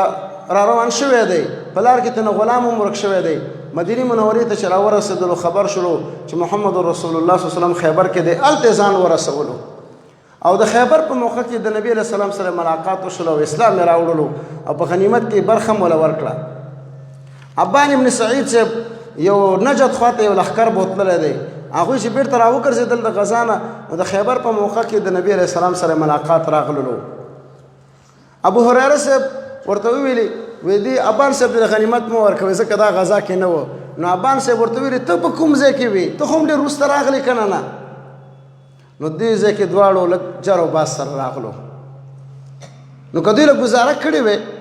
ابان صاحب ویلي و چې ابو هریره صاحب نوی اسلام راوړی دی، مسلمان دی، د ډېر اکرام او اعزاز وکوي، نو خبره به ډېره ښه وی. او ابو هریره صاحب ویلي وی چې ابان صاحب د مجاهدین او جماعت او دسته نجد خواته بوتللی و، بیرته راغلل کامیاب او سالم، دله هم لږ څه برخه ورکوي، خو دوی دا کار ونه کړلو. ابو هریره صاحب وایي دله مه ورکوه، ابان صاحب وایي دله مه ورکوه. 153مه موضوع قسمت خیبر. بس درس انشاءالله آخرو شیبو ته را رسېدلی دی او بیا انشاءالله تبارک وتعالی د قرآن کریم مبارکې مجلس شروع کېږي، علما کرامو تشریف راوړی دی. 153مه موضوع خیبر تقسیم شو. یهودیانو نبی علیه السلام ته ویل چې د خیبر د باغونو او د ځمکو او د جایدادونو د پټیو باره کې موږ ښه تجربه لرو، موږ به د دې ذمېداري او خدمت کوو درته، موږ به ستاسو مزدورانو، نیمه ستاسو نیمه زمونږه. نبی علیه السلام ویل چې ډېره ښه ده، ځکه نبی علیه السلام او صحابه جهاد او دعوت کې مشغوله وه. نو یهودیان د خپلو ځمکو مزدوران او زمینداران کړل په نیمه باندې. خو ورته ویل چې کله زموږ خوښه شوله بیا هم به د دې ځای نه شړو ځکه دا ځمکه د الله او د رسول الله او د مؤمنانو ګرځېدلې ده. نبي علیه السلام خیبر راواخیستلو 18 حصې کړلو د 18 حصې بیت المال او راتلونکي مؤمنانو دپاره برخه وساتله او د 18 حصې هره یوه حصه سلسل قطعي او سلسل نمرې کړله او د خیبر په مجاهدینو باندې تقسیم کړو. د 18 حصې چې هره یوه حصه سل قطعي او سل نمرې وه. چا چې د ځان سره اس راوستی و هغه ته به د اس 2 برخې ورکول کېدلې، یوه برخه د ځان او څوک چې پیاده و هغه ته به یوه برخه ورکول کېدله. او خیبر کې ډېر غنیمتونه د خرماو، د غلو، د دانو، د اسلحو، د میږو، د وزو او د پسونو دا صحابه کرامو باندې تقسیم شو ترلاسه شول. عایشه رضی الله عنها فرمایي چې په خرماو باندې او په غلو دانو باندې د خیبر د فتح نه وروسته ماړه شولو. 154 موضوع شات مسمومه. یهودیانو دلته یو بل رضالت وکړو. مشکم بن سلام یو یهودي دی، د هغه ښځې نبي علیه السلام ته د پسه په غوښه کې زهر واچول او ویلې چې موږ تا ته دعوت او میلمستیا کړې ده. چې کله یې خولې ته کړو علم غیب خو ورسره نه و، معلومه شوله چې دې کې خو زهر دی، را لرې کړه. وایي دا ولې؟ وایي موږ وایي که دروغجن وي د نه خلاص به شو او که رښتینی پیغمبر وي په تا کوم اثر نه کوي، نو دا بهانه یې وکړه. نبي علیه السلام ورته ویلې چې زما د ځان باره کې ما معاف کړي یې. خو بشر ابن برای ابن معرور او بعض صحابه کرام په دې زهر باندې شهیدان شو. د هغوی قصاص او انتقام یې ترې واخیستو. د نبي علیه السلام طریقه به دا وه د ځان په باره کې عفو او بخنه او د مؤمنانو باره کې قصاص او انتقام او د الله په دین باندې غیرت او قصاص او انتقام. 155 موضوع استسلام اهل فدک. فدک د خیبر په شرقي طرف باندې یوه علاقه ده، اوس وخت کې ورته حائط وایي. دې خلکو ته نبي علیه الصلاة والسلام محیصه ابن مسعود صاحب ورولېږلو چې د اسلام دعوت قبول کړي، قبول یې نه کړلو، محاصره شولو او ویې ویلې چې موږ هم د خیبر د یهودیانو غوندې تسلیمیږو او موږ هم ستاسو زمینداران او مزدوران شو، موږ پرېږدئ. 156 موضوع وادي القرا. نبی علیه السلام د خیبر نه وروسته وادي القرا ته ورغلو، هغوی محاصره کړل، بیا دوی هم تسلیم شولو او د خیبر د یهودیانو غوندې دوی هم اهل ذمه وګرځېدل. او 150 اهل تیمه. تیمه کې هم یهودیان دي، دا خلک هم تسلیم شول او اهل ذمه وګرځېدل. 158 موضوع زواجه صلی الله علیه وسلم و بناؤه بصفیه. صفیه رضی الله عنها او نور ډېرې ښځې د یهودیانو د خیبر نه دا نیول شوي دي او د غنیمت د مال برخه ګرځېدلې ده او په مجاهدینو باندې تقسیم شولې. دحیه ابن خلیفة الکلبی نبی علیه السلام ته راغلو، ویې ویلې چې په دې غنیمت کې خو زما وینځه په تقسیم کې رسېږي، خو ما ته د یوې وینځې یو انتخاب راکړه او خوښي راکړه چې زه پکې خپله خوښه کړم. هغه چې راغلل په دې وینځو کې چې ویې کتلو نو صفیه رضی الله عنها پکې راواخیستله. نو د نورو صحابه ورباندې پیرزو نه وه. نبی علیه السلام ته راغلل، ویې ویلې وایي ده ته تا د وینځې اجازه کړې وه او دا پکې لاړو، هغه اعلی او د ټولو نه قیمتي او هغه ښایسته یې پکې راواخیستله، دا خو تا سره مناسب ده. نبی علیه السلام ویلې چې ښه صحیح ده، تاسو ټول دا خبره کوئ. شیخ صاحب سردار ولید دی الله رب العالمین وبخي، هغه به خوشطبعۍ کې کله کله خبره کوله، وایي د صحابه کرام هم په دې دحیه ابن خلیفه صاحب باندې پیرزو نه وه، نو ورباندې زار یې کړله، وایي هغه به خوشطبعۍ کې دا خبره کوله. د دې مضمون کې دا خبره شته ده، یعنی دا اصل کې الله چې یو شی په تقدیر کې لیکلی وي نو هغې ته اسباب برابروي، نو اسباب یې ورته دا برابر کړل. اوس خو موضوع الله په تقدیر کې بل ځای کې ټاکلې ده، نو ورته ویې ویلې چې دا خو د بنو النضیرو او د بنو قریظو د سردار او د بادشاه لور ده او تم بادشاه او امیر دا ستا سره مناسب ده. دحیه صاحب راوغوښتلو، ورته ویې ویلې چې نورې وینځې خوښې که او دا پرېږده، د صحابهو فیصله او مشوره دغه ده. وی ډېره ښه ده، د الله نبي خبره صحیح ده. هغه ته نورې وینځې ورکړي، رسول الله صلی الله علیه وسلم دا آزاده کړله او کله چې د دې عدت تیر شولو او استبرا بالحیض وشوله نو نکاح او واده ورسره وکړو. د خیبر نه چې بیرته راتل د صحابه په مقام کې